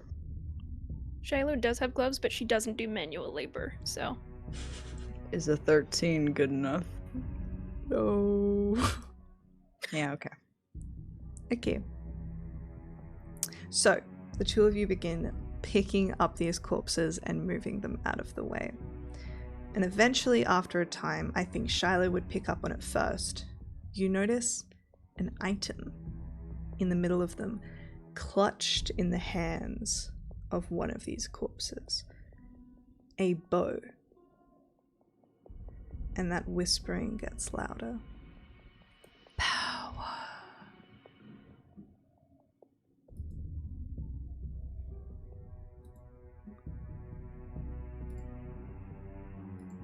I'm not gonna touch that. We can all hear this whispering, You can. and it's in common, or is it? It's an like, infernal. Okay. Oh. I'm gonna grab the back of the shirt of the person who's holding it and pull them out, trying not to touch the clearly evil item in their hands. You can successfully pull them out. It doesn't take too much effort. I think there's a couple of like dull creaks of maybe a limb or two being dislocated, but you managed to pull it out. It's dead. That's and fine. let this infernal creature clutching this bow kind of sag onto the ground. Yeah, there's probably an easier way to do this. And I step forward and just slash down with my longsword, trying to sever the hands at the wrists if I can. Roll to hit. Roll to hit this in and. The DC. Oh no, that was not good. It would be like if you rolled A2. Oh, okay, great. Yeah, it's a 17. You're fine. You slice it off, and I think as the kind of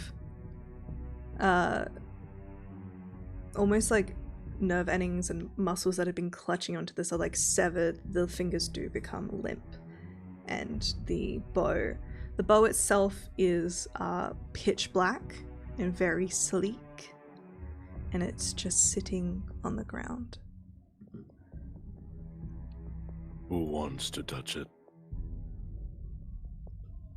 Shiloh has gloves, so if nobody goes for it, she'll pick them up because she's built these gloves for particular reasons. So she'll pick it up If we no one else goes for feel it. that possession might be an issue, I can ward somebody against possession. In case the bow that is whispering power somehow Do you tries to speak take Infernal? over your mind. Do you speak Infernal? Oh, is it Infernal? I thought it was in common. It's infernal. I'll It's translate. infernal. But yes. In case the bow that's saying some weird shit isn't trying to take over your mind, I can ward against that. Am I able to just do a general arcana check on this thing to see if I can ping any, like, this is really evil and you shouldn't touch it kind of stuff? Roll an Arcana check. You're probably not going to get those vibes, but if you roll well, I'll That's let you know what fine. you do know.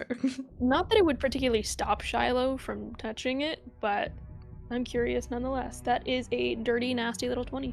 Okay. Damn.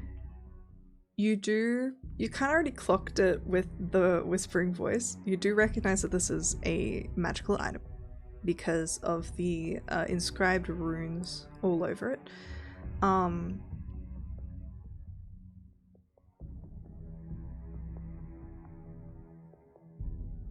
I will say, if you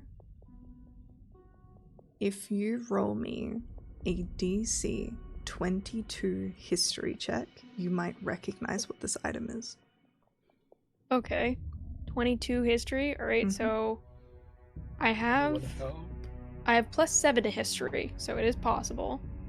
Alright, come on.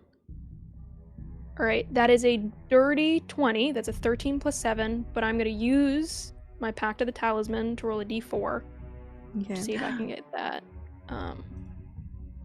Get that up. So you guys just see the chain on Shiloh's neck seems to almost dig into her skin a little bit. It becomes red and kind of hot, and there's a gentle like sizzle almost.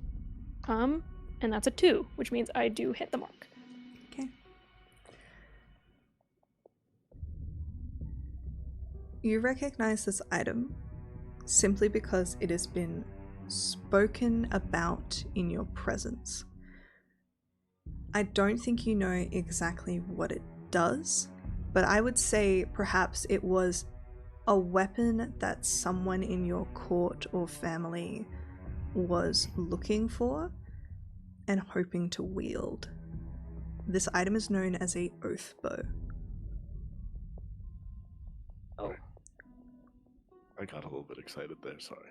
it's okay. Yeah. So, oath bow. Yeah, she'll pick it up with her gloved hand. Okay. It seems As to be you pick it whispering up- weird shit. you begin hearing the Oh. voice inside your head, so no one else can hear it. Oh. And you just hear,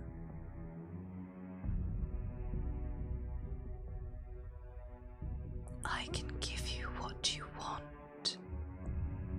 More than anything, I can give you power. I can give you the ability to tear down your enemies.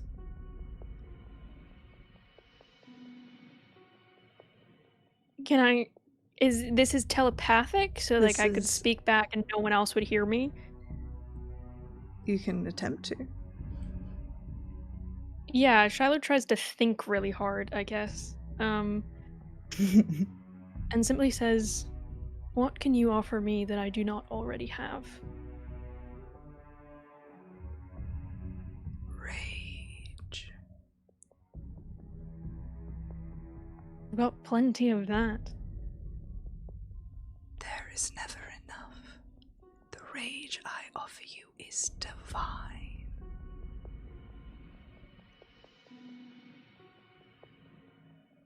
Wait, I'm already spoken for, she says before kind of pushing the thought out. Mm-hmm. And is going to turn to the group and she goes, "Well, this is fucked. Little voice in my head speaking, offering me rage and whatever. This is called an what do you call it? An oath bow. It's definitely cursed. So if anyone wants it, you're welcome to it. But I'm not exactly a." She kind of gingerly holds it. A weapons kind of person. Do you think it's something that Zograt would be interested in? Yeah, I mean, it's a Well, I heard- magical item, so I imagine if Yeah. he would want it, I'm sure he could fetch a fine price. I just don't touch it with your bare hand. I don't think that that's a good idea. And don't listen to What- the voice. It's offering weird things, and it's definitely infernal and...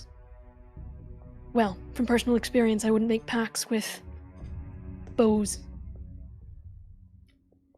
Alright, do we have somewhere to keep it then? I'm assuming bag of holding. Who has the bag of Fine. holding? I do. Yeah, Shiloh will shove it in the bag, and yeah, she'll open the bag. Anything we find. You just hear, no. Picture you picking it Like- up like a doggy bag, just like invert it, and well, not invert it because Yeah. it's a bag of holding, but you know, it's just like Yeah, just kind of shove it in there. Just like, Ring, you need to Oh. shush, Time out. quiet, Time out. go down. Yeah. I'm gonna I put it think in I the was just bag. looking to just say, okay, one item, good. Anything we find that is perhaps a little bit cursed, we can put it in the bag. Before we go back to the city, we can stop by. I've forgotten her name. Our goth wife, Calithria. Calethria. That's it. We can. Shiloh's gonna ask put a hand Calethria. on dear Ymir's shoulder and is like, "Well, Ymir has identify, though I'm sure at some point She will nods happen. That's right, enthusiastically, Ymir." I'm sure. Yeah. But just Yeah, as a whenever we're out of here, we can do a stock inventory. Is what I'm gonna propose. yeah, So that we Yeah. don't, because my fear is that if we stay in one location for too long, Maddie's gonna punish us. I don't call a it good idea. punishing. I call it fun times with friends.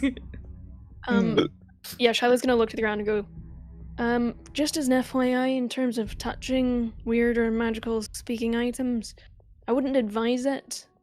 I think it's best to check these things out before putting your dirty little mitts all over it, she says, looking to Macron. Solstice, hand covered in black goo. Huh? Me? Bad idea. Who, me? I turn Shiloh's around. got- I'm like, I wash my hands.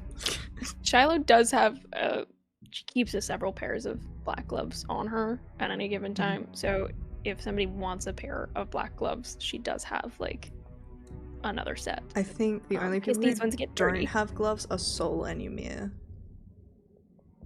I'm Yeah. constantly pumping like 5 hit points worth of lay on hands to disinfect my hands. just You're hand wearing sanitizer. gauntlets, so you're fine. I know, but still.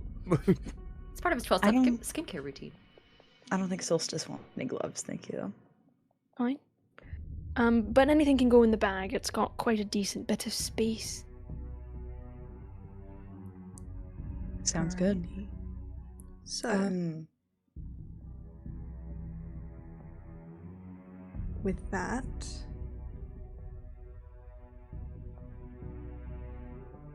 can dearest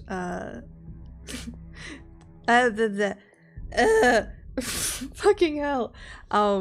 You got this. You got Raimi. this. Can you roll another survival check as your second hour ticks over? Oh, 7. Buddy, do you have inspiration? I have some from other sessions. I don't have it from this session. I don't know if it carries over. They carry From the over. audience. They They stack. do. You get them Okay. forever. Thank you, audience. I was gonna say, no That one one's was using so much inspiration. worse. Can I use the second one? Because I remember I Yeah, you can use two. as many as you want. Thank you, audience. I have 3 Again, stocked up. Mhm. I'm keeping a tally. 23.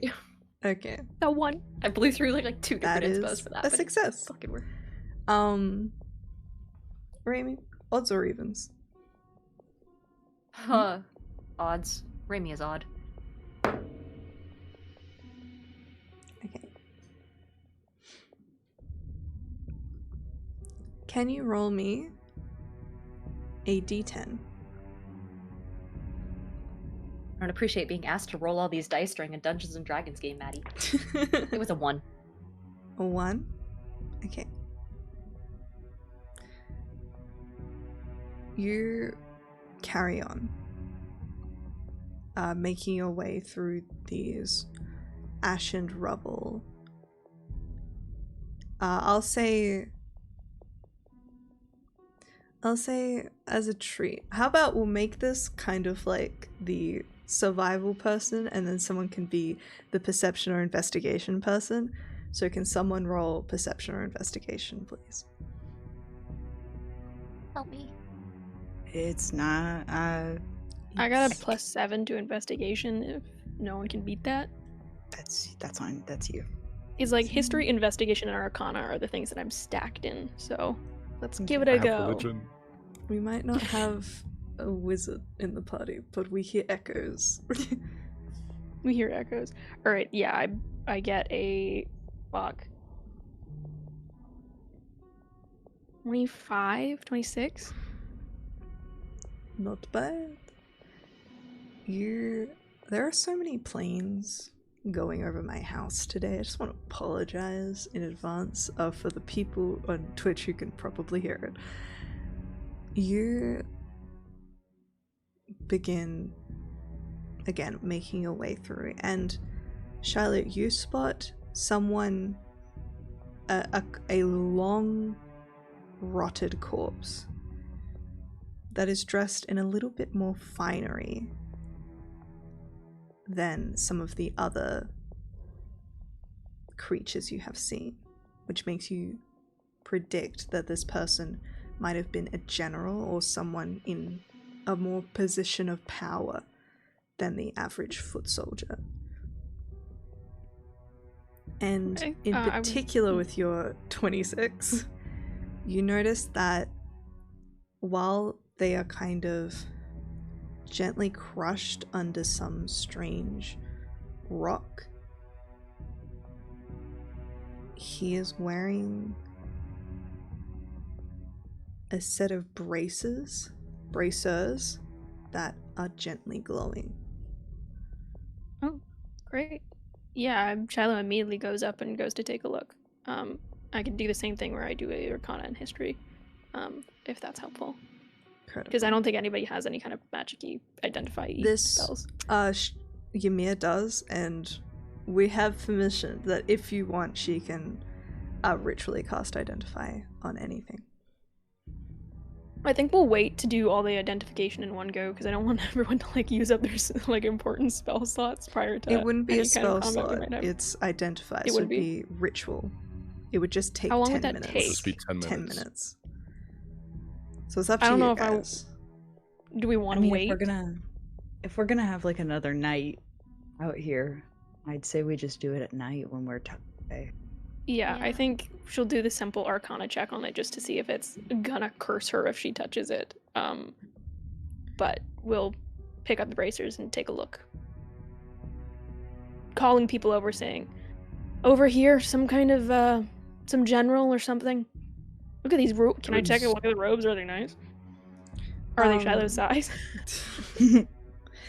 The robes, they are quite nice. However, they are like rotted away and like absolutely drenched in demon blood. Shiloh's got no qualms with blood. It's But demon yeah, she'll pick up the blood. bracers and take a look. Take a look. Alright. They are jammed under a rock. So Can I lift it? Magnon, Magnon, you can do can I something. use your rippling buddy. pectorals for a moment? I'm like, oh my god, finally something I can do. Something I can do. That little side job for me. Magnon, can you roll me an athletics check? I would absolutely love to. Natural one. Natural one. Natural one. That is a Nine. 17 on the die plus 11 for 28. All right. So, Thank Charlotte, I you. think you're like pulling at these braces and you're like, no one can do it. And then Magnon, with one hand, lifts up the rock and places it like he's lifting up a fucking, like, glass. A little flustered. Is that better for you? Aye, thank you. Did you lift? I don't know what we're looking for.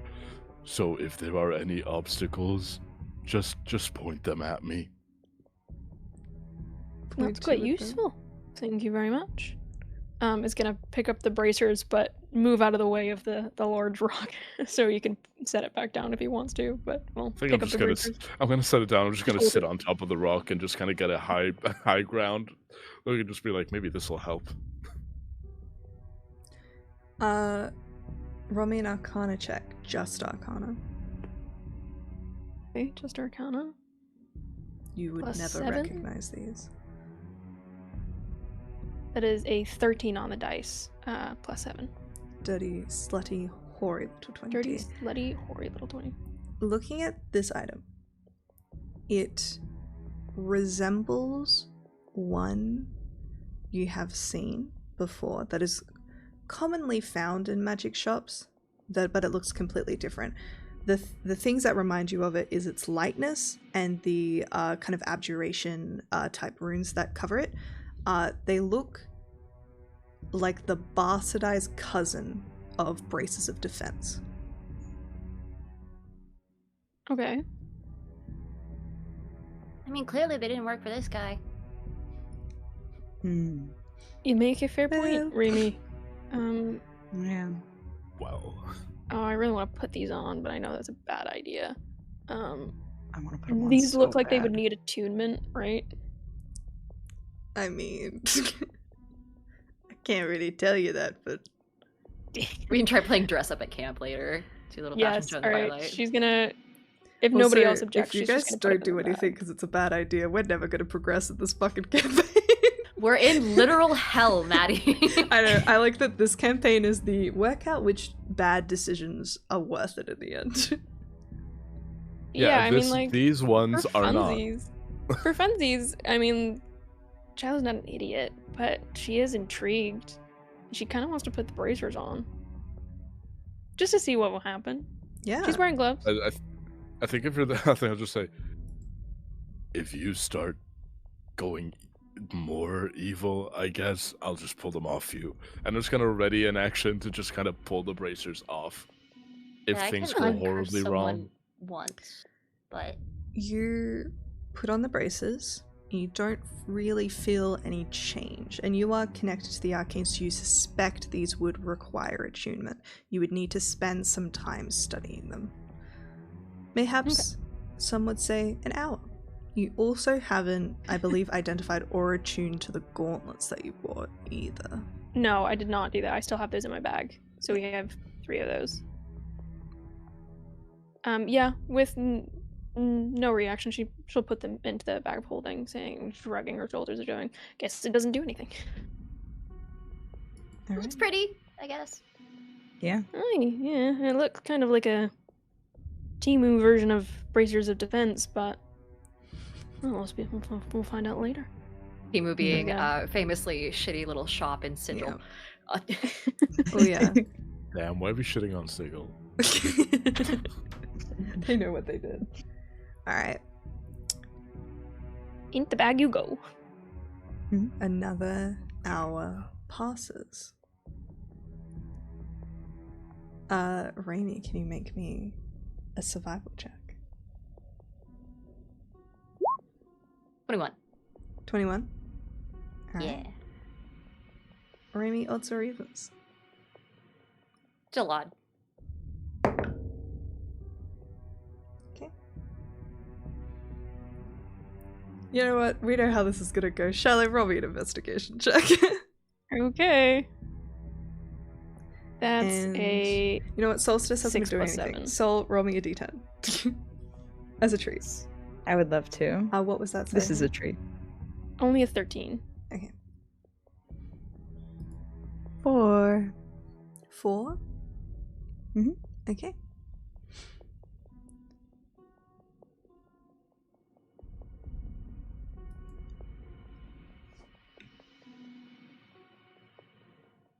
I hate the GM thing where they're like, hey, can you roll this? And you're like, okay, this is what I rolled. And then they're just quiet. They're like, interesting. Figuring It's like telling your something out. therapist that you see a fucking bear in the Yeah. middle of a Rorschach test. I and was they're like, I was "Uh-huh, deciding okay." whether you would what a 13 would give you. I'm gonna say with a 13, you begin to spot signs of a great struggle of some kind. There is a circle of dead, rotted demon corpses. You see a stream of arrows in the wall, some dragging around, and then reddened blood. A dropped greatsword. Just standard. You suspect you might find something here, but you can't find it. Okay. Shiloh's gonna go up to the kind of circle of demons, and she's not really bothered by corpses particularly, but even for her, the smell is getting a bit much. And kind of gestures to the group that they're to wave them over to this kind of circle, and actually speaks to Meknon and goes, in your opinion, this looks like some kind of scuffle happened here. You think anything might have been dropped? Meknon, because I care about you, can you Thank you. please roll me a survival check with advantage because of your background? Yippee! Fuck, it's -1. Yippee advantage!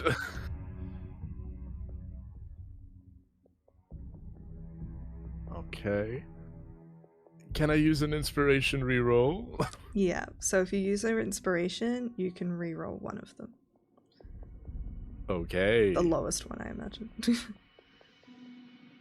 Inspiration. Yeah? I love you. That's a nat 20, baby Hey, girl. yo, We're yo, going yo, to yo. Vegas. Yippee! You spot. It takes you a second, you're kind of looking around, and you spot near this place a pool of demon ichor. And you peer inside, and you can see a corpse that is like wearing armor. You can just see the shine of the armor. That's what catches your attention. Oh, this good armor. I know, I I'll just relay work the here, dude. information. You just see it and you go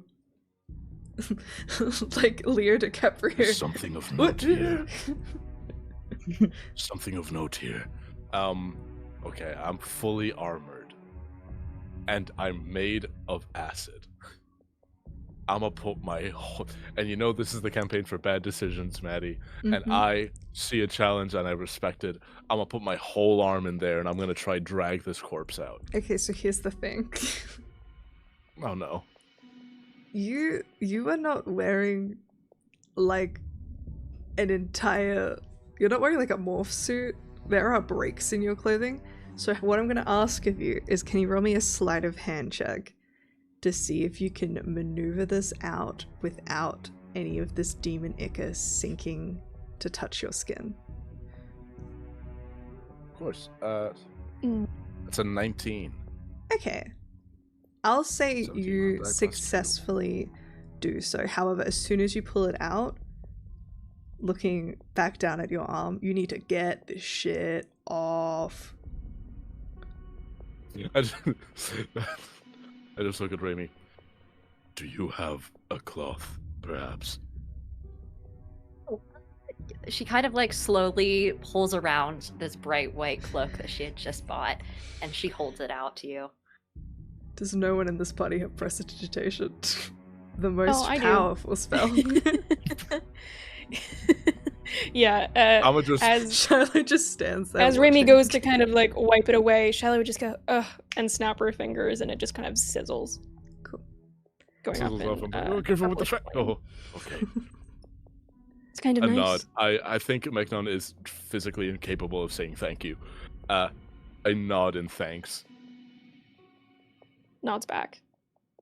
There's a And was body gonna out just here. prestidigitate all the dirt off herself in the meantime because she's tired of feeling grimy. Fair enough. I'm gonna just say, can you do that to the body as well, so that we can examine it better? So she goes up to the body, and you just see it kind of a light and bluish purple flame all over, and it seems to kind of like kiss the skin ever so slightly, but doesn't seem to properly burn. But you see all of the kind of ash and dirt wear away. This figure Awesome. is wearing full plate armor. Hot. And the full plate armor is shiny. Does it appear magical in nature? Roll an arcana check. Is it all I'm good recognizable for. to any faction or army? Infernal. Gorgeous. I only got a 9. The fact that it is maintained its condition hints to something. Got it. Guys, this is a shopping episode, but it's kind of different. Magic armor. Mhm. Yeah, if you pulled the body out now, so the armor is like there, Shiloh's going to start trying to unclasp it and pull it off. Cool. She's immediately well help. versed in putting armor on and off, so her hands just fly around. Yeah, with it Meknon's help. takes a minute, just because plate armor do take a minute, but you do pull all of the pieces off. Are you putting them in the bag of holding? Unless anyone would like to inspect it further, she will just start sticking it in the thing. Though it's kind of hard, the mouth of the bag of holding kind of like stretching really, really far to get it in. Yeah. Right, yeah, we slap it in the bag. But Alright. Shiloh kind of grumbles under her breath as she begins to take the armor off. Takes for fucking ever is why I never wear this stuff. I don't know how you deal with it, Meknon. You learn to live with it. Shrug, just so much metal clanking as I shrug. Clank, clank. Clank, clank, into the bag. Alright. Okay, so this is there is no rhyme or reason to the war sloth, and I kind of hate that for me. A deeply lawful character, not a fan of this. If this was a big, like, what do I think happened here? Like, do I think that some big magical effect just kind of got dumped here, or Like to the Like- war sloth in its entirety? no, to this area where we found the body, because it kind of looks like You did roll. in my mind I'm thinking, for that if we're are survival. we finding things that get better as we get deeper into the war sloth, or is it still going to be random? It feels very random. but most of the stuff you guys have been finding has been heavily hidden. So it seems like the kind of like general surface stuff has all been picked clean. But you guys have had pretty good luck so far. Whether or not, like, Awesome. there's obviously the demon army and the devil's army. Do any of the devils have identifying, like, symbols or things that would be for, like, particular arch devils that they, like, resided under? The vast majority are Zariel. She leads the charge against the Blood War. She has done even when she was an angel. It was her prime goal. Really, the other devils only tend to get involved when it comes to the archdemons. Demon princes, I should say.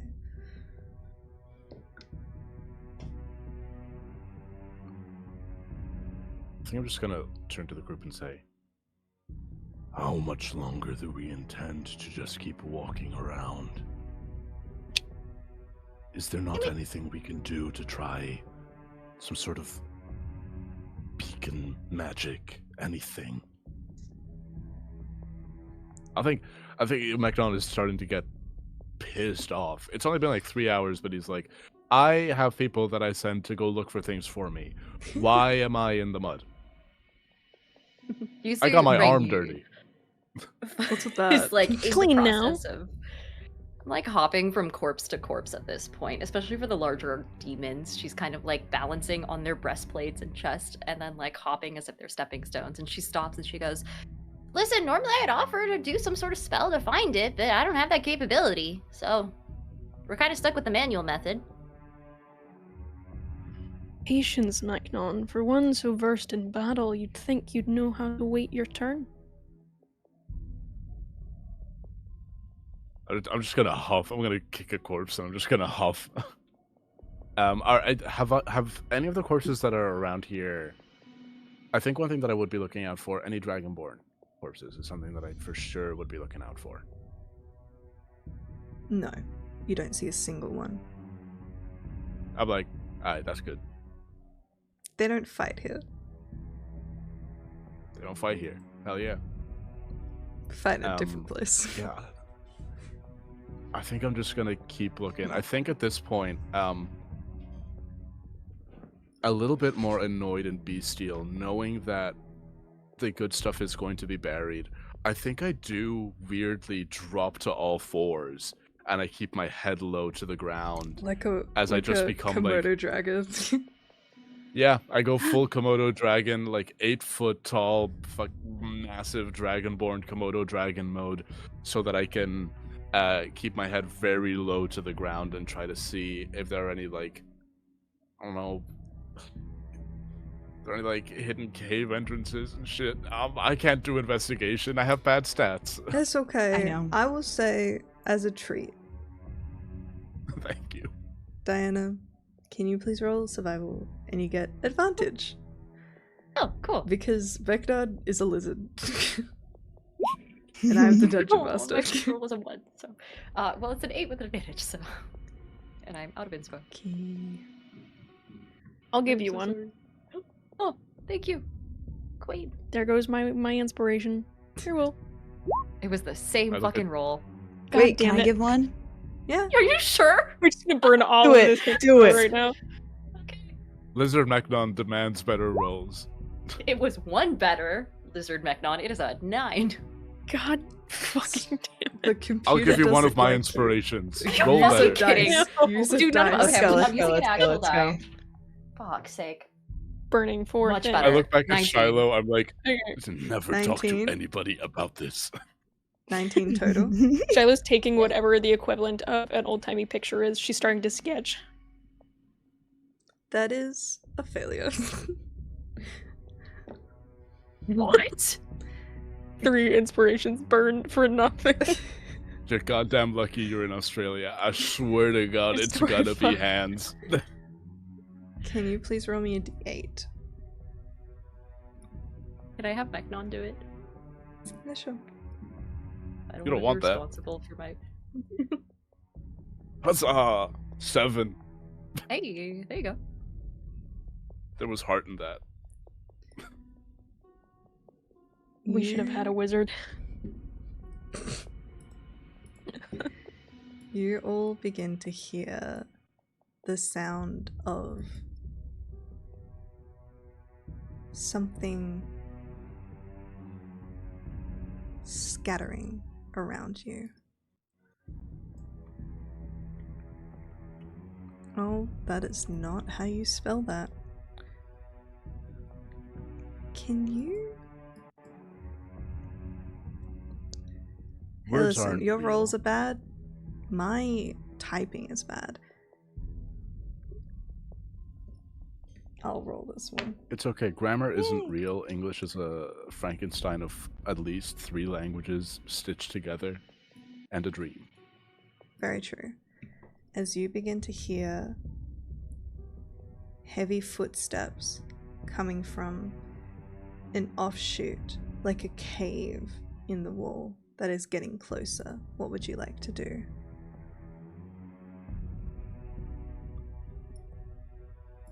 I'm gonna. Ooh, you know what? The present is as good a time as any to test out my new magic item. I'm going to activate my animated shield. Hell yeah. What does that look like? I think what it is I crush one of the beads on my bracelet, and from it, like, a stream of acid shoots out, and it forms like 2 dragon wings folded over each other to create the silhouette of a shield in dragon wings. That on the interior side, the side that's facing me, so it won't be visible from the outside, has the name of my daughter that I scratched onto the bracelet so that only I can see it when the shield is in front of me. Hell yeah. Yeah. And I'm just get ready to pop off because I'm like, please let me hit something. I'm so pissed off and I don't like Please, being God. the war sloth. Alright. You all see 3 large figures step into the fray. They have an almost toad-like appearance and this strange poisonous stench. They are covered in these spiky thorns and are a kind of muted grey colour with huge claws and rows of sharp teeth. They are... This is when we get into me needing to pronounce shit. Hezru? I'm gonna put it in chat. There. And these 3 step out, they spot you, and they immediately brace to attack. Can I get everybody to roll for initiative? Oh, bloodshed.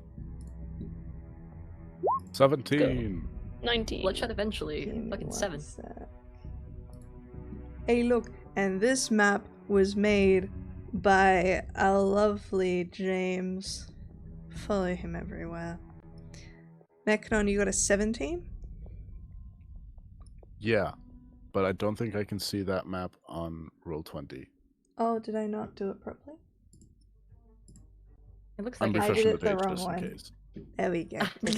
Oh, we're back now. We're good. Alrighty.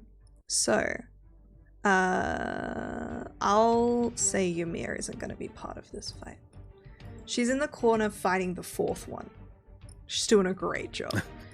Alright, I got the rest of your initiatives. Gonna 1v1 it.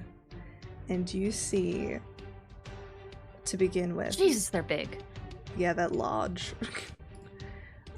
One of these demonic creatures steps forward, and I'll say, I don't imagine you guys are actually kind of screwed up like this. Maybe we can do like a... I mean, Meknon, you were putting on your shield, so I feel like you're stepped forward a little bit. Would that be a wrong assumption? Yeah. I heard them come and I was like, oh, thank God, a fight. Let's try this out. Alright, so up first is going to be one of these creatures who cannot reach you. How disappointing. It is going to use its turn to dash up to you, Mechnon. And is as it kind of runs straight up to you, you see from its mouth poison begins to drip from between its teeth. That is its turn. Shiloh, it is your turn. Mechnon, you're on deck. Alright, cool. Grand. It's not still dark outside, so that's not gonna work. We're just gonna keep it simple. I'm gonna use Hex on this bad boy in the far back. How many feet away is that? Let me double check, because it's been a while. That's a little bit far, so I'm gonna have to move up. Shiloh's gonna run her full 35 feet, which is here-ish. She's gonna go beep, boop, and she's gonna hex the guy on the far left. The one on the top or the one near the bottom? Bottom. Bottom. Alright. So that just happens, I assume. I don't need to roll anything. Yeah, that just happens. So until the spell ends, I could deal an extra 1d6 necrotic damage, and I also give them disadvantage on a particular check. Which one? And I'm going to do Wisdom. Wisdom. Understood. Wisdom. Is there anything else you would like to do? Yes. I'm gonna cast Mind Spike. Ayo! Wisdom saving throw, I assume. Wisdom saving throw. So I will be rolling flat. That's a 21. Yeah, that doesn't work. I'm just checking. They take half damage on that, so cool. Let me roll for that. So they're gonna take 13 points of damage. Incredible. And they also take another 1d6 of necrotic damage from my hex, because that's on them. Hell Which is yeah. gonna be 6 on the die. Love. And then I'm also going to do some other fun stuff, which is we're gonna use my Lance of Lethargy. Oh, that's only one on my Eldritch Blast. Yeah, that's everything I'm gonna do. Incredible. You see this creature kind of like grabs its head and roars, but manages to blink it off, and it's his turn next, and he is going to... Oh, shit. Yeah. Oh, you might just... One sec.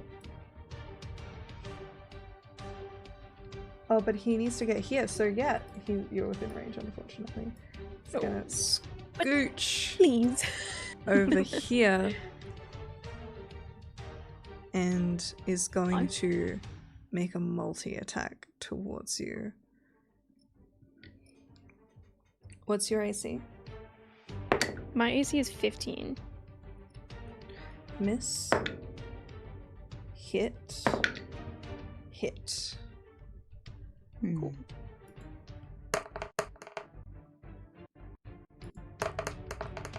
Hellish Rebuke. Fair enough.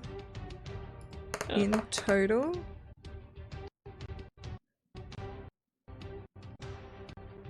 you take 36 points of piercing damage. That is, in fact, really rough. Yeah, I am going to Hellish Rebuke. Actually, that is a lie and a tall tale. You take 27 because I missed one of them and I forgot to say that. So 27 points of piercing damage, I apologize. And you're going to Hellish Rebuke, so that's a dex save. Yeah. Natural 20. So it did have advantage on that. Alright, so you take half the damage. Successful. Okay, so I'm gonna roll for that. 1 second. 4. 4 points. Oh. Jesus. Yeah, so a decent chunk That's 33, so half of 33. 16. And I'm also fire I'm also damage? gonna add fire damage, It's and I'm gonna also get gonna halved to use 8. yeah, I'm gonna use Rebuke of the Talisman as well. Mhm. So he's gonna take an extra 4 psychic damage and be pushed 10 feet away from me. Hey. Yeah, you guys just see the necklace kind of dig further into her neck. It almost seems to glow, and this pulsing force radiates outwards and shoves it Oh, yeah. backwards. Meknon. Do you have any Oop. quick question in regards to the damage? Mhm. If it's like more than half, It is not. do you do like wounds table? I do. It looks bloodied, which means halved, and I do. It looks fucked up, which means quarter. No, I was talking about in terms of myself, because if you hit me, you didn't hit me like before what's with up? 36. That took me to half. Oh right, no. So I was wondering if there was any like. I don't do that. Ooh, we can. Okay, We cool. can talk about it later if it would be fun. No. That's more than okay. I don't think we All need right, all that. Meknon. At the start of your turn, I need you to make a Constitution saving throw for me. But that's so rude. Yeah. also have to roll That's a 16. Concentration. That is a success, and you are immune to its stench for 24 hours. Go ahead and take your turn. Like, nasty. You. You. Awesome. I'm like, good. Bonus action, Wrathful Smite. I'm Hell yeah. pissed off. They've sent me on a fetch quest, and I am not a fetch quest kind of guy. And I'm just gonna take 2 attacks on it. Go ahead. Great Weapon Master for both of them. And I think that's everything that I have to declare before I do it declared. I think you're good. You've declared all the things you need to declare. Gorgeous, incredible. Oh my god, okay, so one's a 15 on the dice. What is it? It's -5 for +10, Mhm. so Dirty 20. 22 for the first attack, Hits. 21 for the second attack. Hits. Okay. First attack. Just to confirm, Um, what types of damage are you going to be doing? So, magical piercing or slashing, and what does Wrathful Smite do? So, base attack, magical slashing, Mm-hmm. is 2d6 plus 8, Mm-hmm. plus 1d8 radiant, because at 11th level, all my attacks do a little bit of radiant damage. All good. And then Wrathful is, because I'm just doing it at first level, is just going to give me an extra 1d6 psychic. All right, all of those are going to be flat damage, so just give it to me in one. Or you don't have Do you to do want both maths. attacks in one, or? Just start spitting numbers at me and I'll take them off. Awesome, incredible. 6, 10, 14, 17, 27 on the first attack. Mm-hmm. Second attack. Yippee! Sorry. 10, 16, 29 on the second attack. Awesome. You slash into this creature. Sword is shining with radiant light, and then you see its eyes. Oh wait, plus 16.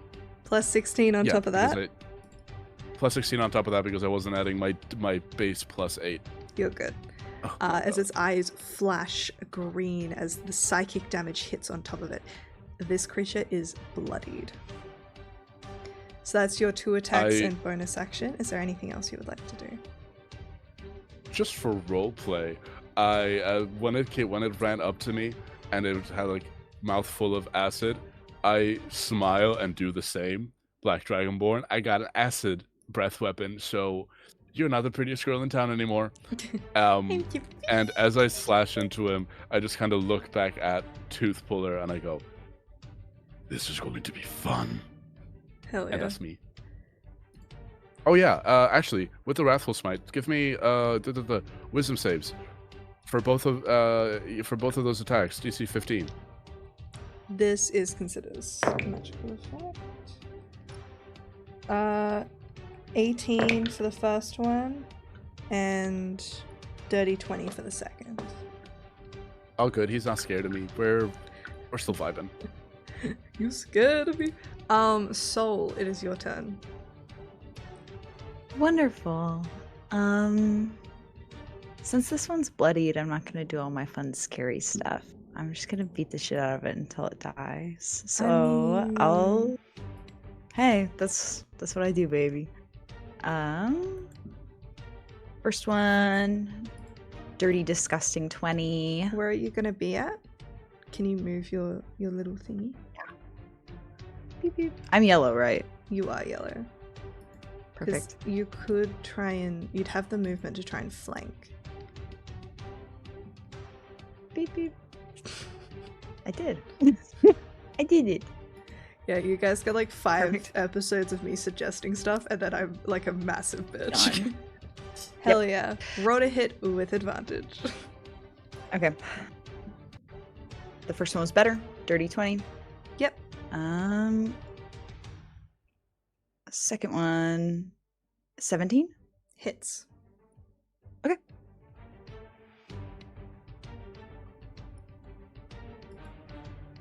It's gonna be 9 and 12, so 21 Incredible. for the first two. And then I'm going to. Hello, Stunning Strike. Where'd you go? Hey, buddy. Hello. Yeah, we're gonna hopefully Stunning Strike. Alright. With my Because next. I believe in the powers that be, and anyone who doesn't rule at this is cancelled in my eyes. Stunning Strike, that shit's not a magical effect. I'll die on this hill. He does not get advantage to this. Sweet. He I had got a 17. 17 to hit. Mhm. Well, that hits. And his saving throw for Stunning Strike was an 11. I rolled That's a 3 not on enough. the die, plus 8. Yeah, that's gonna be not enough. Which one were you So Stunning he Striking will. on? The one that I'm still going. Oh, unless it dies. You declare it afterwards, so once you hit. So you could do Stunning Okay. Strike on the second one, and he's stunned, which means... Oh, well, you already have advantage to begin. It's fine. Just give me damage for the third one. 12. 12 again? Awesome. Mhm. Alrighty, so this creature is now fucked up and is stunned. Okay. I'm gonna go move. For the rest of the turn, can I go move Mhm. towards the other one? Go for it. I do want to say I have my Cloak of Displacement on, so if he wants to opportunity attack He me. got opportunity attack for shit. That man is stunned. Oh, he's so true. I did do that. Okay, that'll be it. Incredible. Next up is going to be this guy who's gonna. Oop. Oh, would you look at that? Flanking works both ways. And he is gonna Let's go. take a multi-attack towards you. What's your AC? 19. Alright, that one hits. Okay. That one hits. Okay. That one does not hit, so 2 of them are gonna hit. Mm-hmm.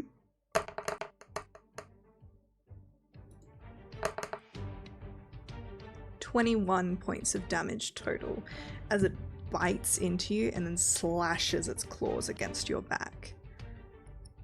You said 22? 21 points of damage. Alrighty. Raimi, you're up next with Shiloh on deck.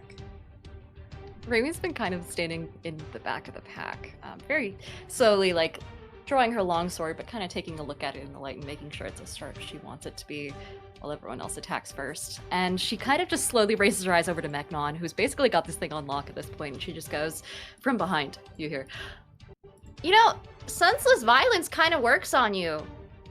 should give it a shot. And she casts haste on you. She also then is going to use her action surge, and she lifts her sword kind of over your shoulder, aiming kind of like as if she was looking down a scope almost. Like she closes one eye and points it at the one between Soul and Shiloh. And then at the last second thrusts her other hand up with her shield on it, and from the blue gem embedded in the top of it, a single bolt of bright white light shoots out, passing over your shoulder, Shiloh, and slams into it as she casts Guiding Bolt at second. Hell yeah. Roll a hit for me. Which one are you Is it attempting 20? to hit? It's the one that's got the green marker on it for... Got it. Yeah. A 21 hits. Oh, great. Solid. So this beam of bright white light slams into it, and instead of like pulsing into its chest or anything like that, it instead wraps around its neck and then moves across down to its limbs, and you can see it almost as if the light itself is made of ropes. And it Hell yeah. wrenches this creature's limbs into a more vulnerable position. So it takes 22 points of radiant damage, and the next attack on it before the end of my next turn is at advantage, but only one. Incredible. Yumiya is doing incredibly. She's in the back. She's punching people. She's going crazy. Next up is... So he's stunned. Shiloh! It's your turn. Alright, so I think it's the middlest one that I have Hex still cast on, because I did maintain my concentration on it. He's got the little He's got green the little marker. green marker. Okay, I was just making put sure the that it was... concentration one on you.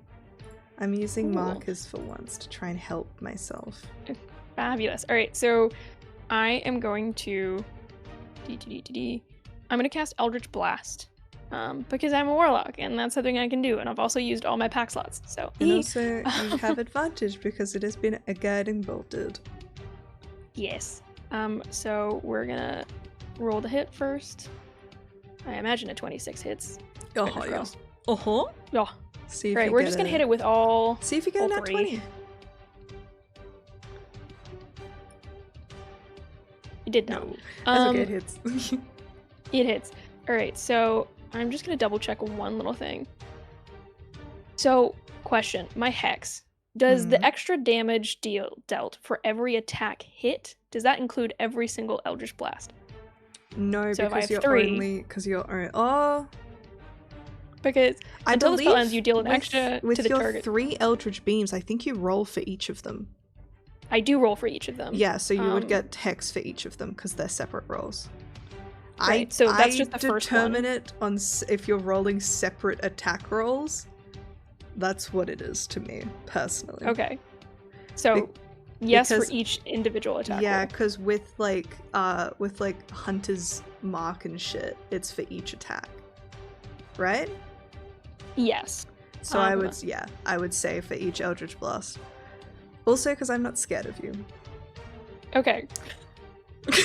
God. Fuck. Okay, so I'm gonna roll for each time. So for Guiding Bolt, do I gain advantage on each time Just I one. try and Just hit? the first one. Just the one? Alright, so that was the first one. That one hits. Mhm. We're gonna roll again. See if it hits. Hits. Okay. And Hits. Incredible. okay, great. So on each of them, all 3 hit, and then they're also gonna get another D6 on top of it. So, So yeah, we'll roll the additional 4. Just give it to me all at once. So Eldritch Blast, the first one is 12. Yaha. The next one is 14. Yaha. The next one is 7. Hold on, let me just roll all of the stuff and I'll just give it to you all at once for it. D6s. So first guy gets an extra 1. Next guy gets extra 5. Next one is an extra 4. Incredible. Across the board. And he's also slowed 10 feet in terms of his movement because of Lance of Lethargy, which means he Hell yeah. just slows down. So you just see these balls of kind of purplish flame kind of shoot out, almost like viper tongues from her hands. Yes. And it kind of wraps around him, and it just creates this kind of fuming void before sinking in. Incredible. He is bloodied. Quick time check. are we cool to go for like another 10 minutes or so? Or does anyone need to go? We're good? We can finish this It's fight? already past my bedtime. I'm good. Alright. We've gone this far. Alrighty. Next up is the one you just attacked. I'm gonna roll... Actually, it is going to attack Sol, because if it tries to attack... oh my god, Shiloh, it is going to get opportunity attack to the house down boots. So, Yeah. Do it. Come on, me, let's go. 17 does not hit. That does hit. 18 does not hit. Only one hit as it bites you. It goes ang for 19 points of piercing damage. Rude. Very. Mechnon, your eyes, where they are usually dragon-like slits, begin to widen like a cat's as you feel the power of haste fill your blood. Your heart starts pumping faster, and you have one thought. Fuck yeah. It's your turn. The Fast and the Furious movies begin being downloaded onto my brain. 2 attacks. Great Weapon Master. Okay, one of them is cocked. The other one is a nasty 20. That hits. Let's do these attacks one at a time, just in case. Alright, lovely. Gorgeous, gorgeous stuff. Attack numero uno. Question. 2d6 plus- Wrathful Smite Hello. lasts for until you hit for the first time? It lasts for a minute so long as I maintain concentration. I will roll for concentration. That is a 12. All good. Hell yeah. So yeah, because I haven't been roll me attacked. your sword damage, your radiant, and your Wrathful Smite damage if you would. Huzzah! I love it high I'm level when getting you're there. like, and also this affects this, and then this triggers this. I need to remind myself that all my attacks are plus 18 because of Great Weapon Master and then just my basic, which is great. Oh. So that attack is 40. 40 to hit or 40 points of damage? That was 40 damage. I'd rolled a 30, How do you 20 want to to do hit. this? This is great. This is great. Hey guys, this game is great. Play it. How's Maddie DM for you? It's a great fucking time. Nominate me for the Crit Awards. Mechnon feels the way that I do when I wake up, chug a ripple shot coffee, and then go to the gym and chug a Monster. My heart might explode out of my chest, but I've never felt more powerful in my life. Mechnon grabs Toothbroiler, throws it up in the air, grabs it in reverse grip, and says, "Let's pull some Gravity teeth." used it. Jumps. I feel like one foot just straight up goes to their abdomen, and when they cough when they cough because, they just got winded, I just jam the tooth puller into their mouth, and I decapitate them from within their mouth. Hell yes! Incredible. You still have So that's my 3 first attacks attack. left. Actually, I have 4 attacks. Because Great Weapon Master, when I reduce a enemy to 0 hit points, I can use my bonus action to make another attack. Hell yeah, you have 4 attacks and a bajillion movement. I'm gonna go to the one that's closest to me, and I really do hate that 4. Wait, no, how much movement do I have? Oh no! I think you Where's have the double ruler? movement because you're hasted. Checking. I The could be Lord is lying. good. I could be. Am I the I Lord? the I speed is mean, doubled. You do. Hell yeah. I could be telling fibs Mr. and Dungeons lies. and Mr. Dragons is good. I love you, oh my Mr. God. Dungeon Dragon. I don't know how to measure movement oh no, I do. What's the deal with the one that's has the little green thing That's on it. that's Shiloh's hex. It doesn't affect you. You're good. As I run in, I just see Shiloh and I go, "Can I join?"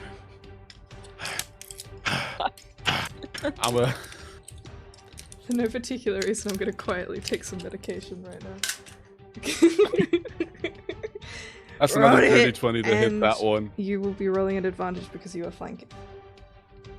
Oh my god. That was worse, but still, dirty 20. Mm-hmm. Alright, we're doing the same. You know what, guys? Play at 11th level. It's great. It's great. 35 damage to that one. Mm-hmm. It's still up, but it is barely hanging on. Right, okay. Third attack. Mm-hmm. This would be the scariest fucking thing One ever, of by the them- way. This is One happening of in them got split caught seconds. and I tasted it. Oh. I've rolled so many 13s. And so again, dirty 20. So Hits. yeah. Okay. Oh, So here's can the this one thing. do me? How do you want to Just do this? Yeah. It had 5 hit points. And I'm gonna hazard a guess. Fuck this guy up. Without rolling anything, I already do 18 damage. Yeah, so Jesus. I think this one, I hack crazy. at its leg, and I with the first attack and with the second one, I just, instead of dislodging the tooth puller out of the body, I just drive up. So I like uppercut it, Hell yeah. and I'm like, okay.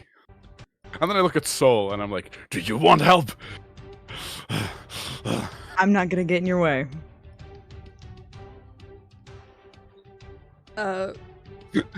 What else would you like to do with your turn? Because you still have 2 more attacks. I really do. I really do. Does an 18 hit? Yeah. This one hasn't taken any damage yet, by the way. Okay, this is fun, so.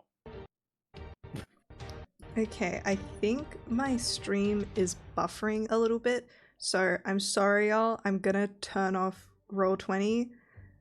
You guys have seen it, remember it, love it, just because I want to make sure that we're doing our best. And Roll20 does unfortunately take a lot of my computer's vibes. How much damage do you do? 19? 39. Hell yeah. 4th attack. I love paladins. I haven't even been smiting. Hey, listen, I'd like to say that this is 2 co-kills with you and Raimi, because Raimi is the reason for the season right now. I'm an enabler. I look at Raimi, You're just crying mouth, happy "Thank you." tears. Thank you. I look at Raimi, I'm like, I needed this. Her smile is wider than ever before. She's got her sword planted in the ground next to her, just watching. 24 to hit on this guy anyway. Y'all. You know, this game is fun. This game is a lot of fun. It's even better when you have a calculator to do the math for you. Another 40 damage to this one. It's bloodied. I think that's At that everything. point, I just stop. I'm like, I look at Sol, I'm like, all Is that yours. all of them? Did you do 5? That's all my attacks. Did you that's do all. 5 attacks or 4?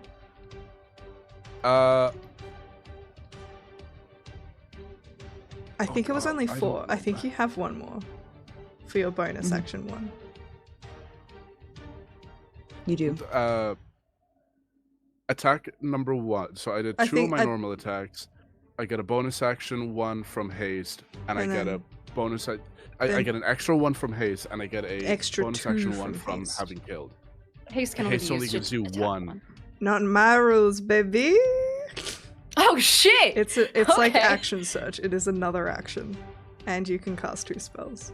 I'm nice because I feel bad. So generous. Yeah, because it's fun. Because then you can do double whammy spells. I love that shit. Does a 19 hit? Yes, it does.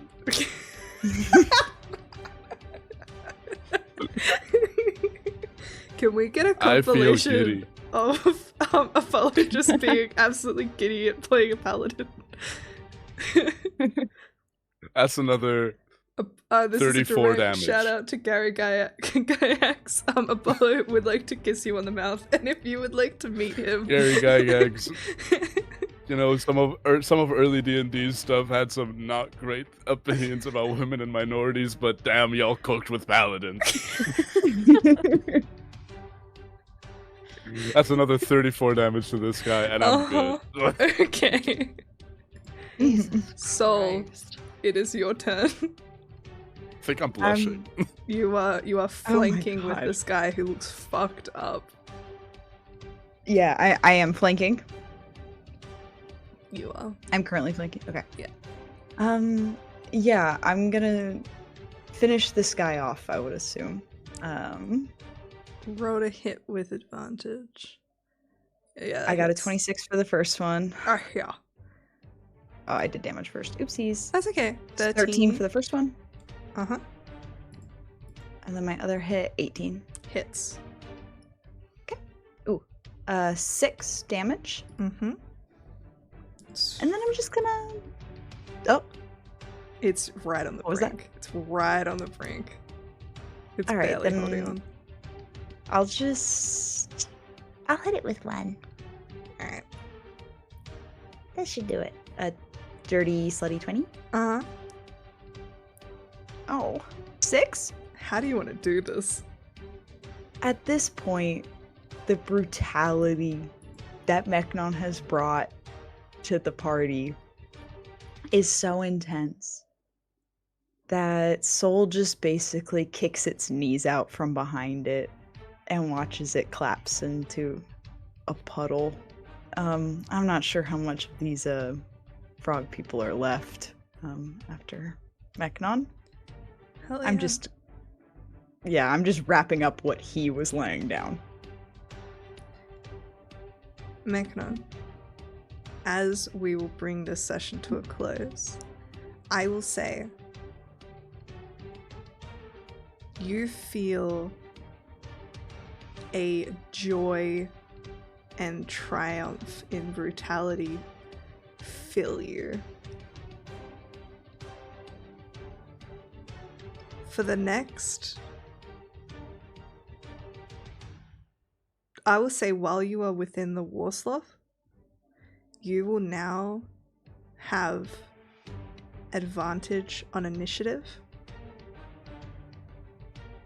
and be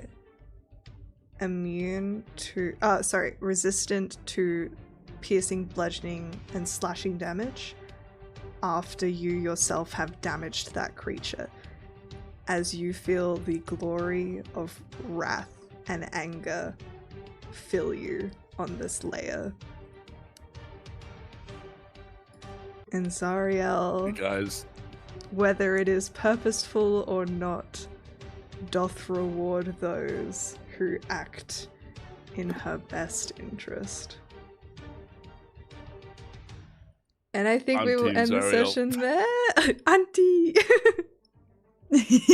Hell yeah. Alrighty, so thank you so much for joining us tonight, everyone. Before we get all of these people to tell you where you can find them, again, make sure that you nominate all of your favorites for the Crit Awards. Check out these guys on their socials to see what they are eligible for. If you want to, unfortunately, this show is not next year. Next year, we can try and get this show nominated, but our last show, Dungeons and Demigods, is eligible, so make sure that you vote for us.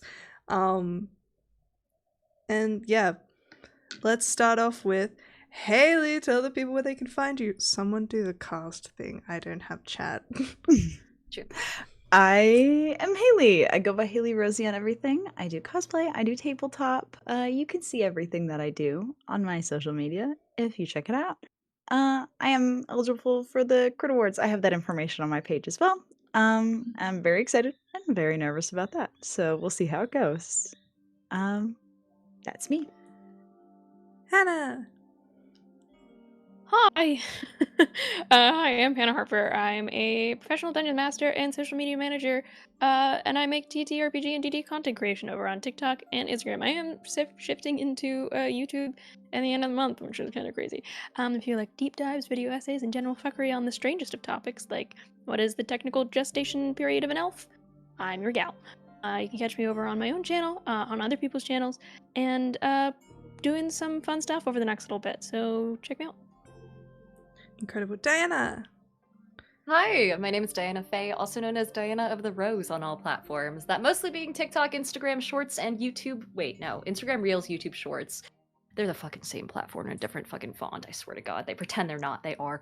And I am also a YouTuber, also a Twitch streamer where you can find me Monday through Wednesday from 5 o'clock to about 6:30 Pacific time, talking about Dungeons and Dragons and other tabletop shenaniganery, otherwise just playing video games when I can. And then beyond all that, you can catch me here every Sunday, and then also over on Worlds Apart every other Tuesday, which is a lovely little podcast where me and my friend Odin sit down, build a world in front of your very eyes, and then eventually bring our friends in to run some games in it. So you can watch the whole process start to finish over on Worlds Apart TTRPG. Beyond that, I don't know. I'm a model, social media consultant, actual play performer, live play performer, panelist, and I will be at PAX East next, so I hope to see you guys there in Boston. Incredible. Apollo. Hello, my name is Apollo. Tondered Apollo if you're nasty. You can find me on the interwebs, Short nerd surfing, Apollo if as you're I commonly accurate. do. I swear to God, Small we're nerd fighting. Apollo. I swear to God. I swear to God. One of my best friends, Maku, will sometimes call me Short Dork Hermes, and I absolutely will fight him about it. Good. That's good. That's so good. I swear to God, I simply cannot let this Apollo's short agenda continue. You can find me on the internet at Tall Nerd Apollo because that's correct, biblically, canonically. I be doing voiceovers. I be doing cosplays. I be doing TTRPG performance. You can. I'm gonna be involved in stuff, but also I might just start posting about the academic trenches that I am in. For anybody who is interested, I have been keeping track. That was 188 damage in a single turn, without any additional smites. Let's go. God, I love paladins. Yes, they needed to be nerfed in the new edition, but thank you, Maddie, for going by the old rules. Hey, listen, I love the old rules. 2024 killed my mother. Alright. If you live in Ireland, I'm doing like a show next week, but like you, go to my social media, it's there. Incredible. And hi everyone, my name is Madeline, this is my channel. If you would like to continue to watch my little Twitch streams, I sometimes do just chatting streams. I play Assassin's Creed, I play Repo with my friends, I play content warnings with the girlies. Get into it. You can follow and subscribe here on Twitch. If you would like to support the channel, you can subscribe or donate. It is appreciated, but of course not expected. You can help me cover some of the fees for running this production. If you know of any cool D&D companies, let us know. I will be in their emails like a hawk, seeing if they would like to help out run our show. Other than that, huge thank you again to James for the incredible map from Tonight. I love you so much. He has made some freaking awesome maps, guys. Get keen. Other than that, check me out on TikTok and Instagram are my big ones. Also, don't forget to subscribe to our YouTube channel where we're uploading the VODs. Even if you've seen it already, if you just want to go like the VODs, drop a comment about how much you like the show. It helps the algorithm heaps. We'd really appreciate it. And also, as mentioned previously, in a later episode, as soon as we get some things sorted, we will be having a dice giveaway with a very popular and beloved company. So make sure you keep up to date with the goings on of this show, as we will be having the links and announcements in during the live stream and also on the VOD. So we'll see you then. We'll raid into someone, stick around, and have a great night. Say goodbye, my fiendish friends. Bye, my Bye, Goodbye. fiendish friend.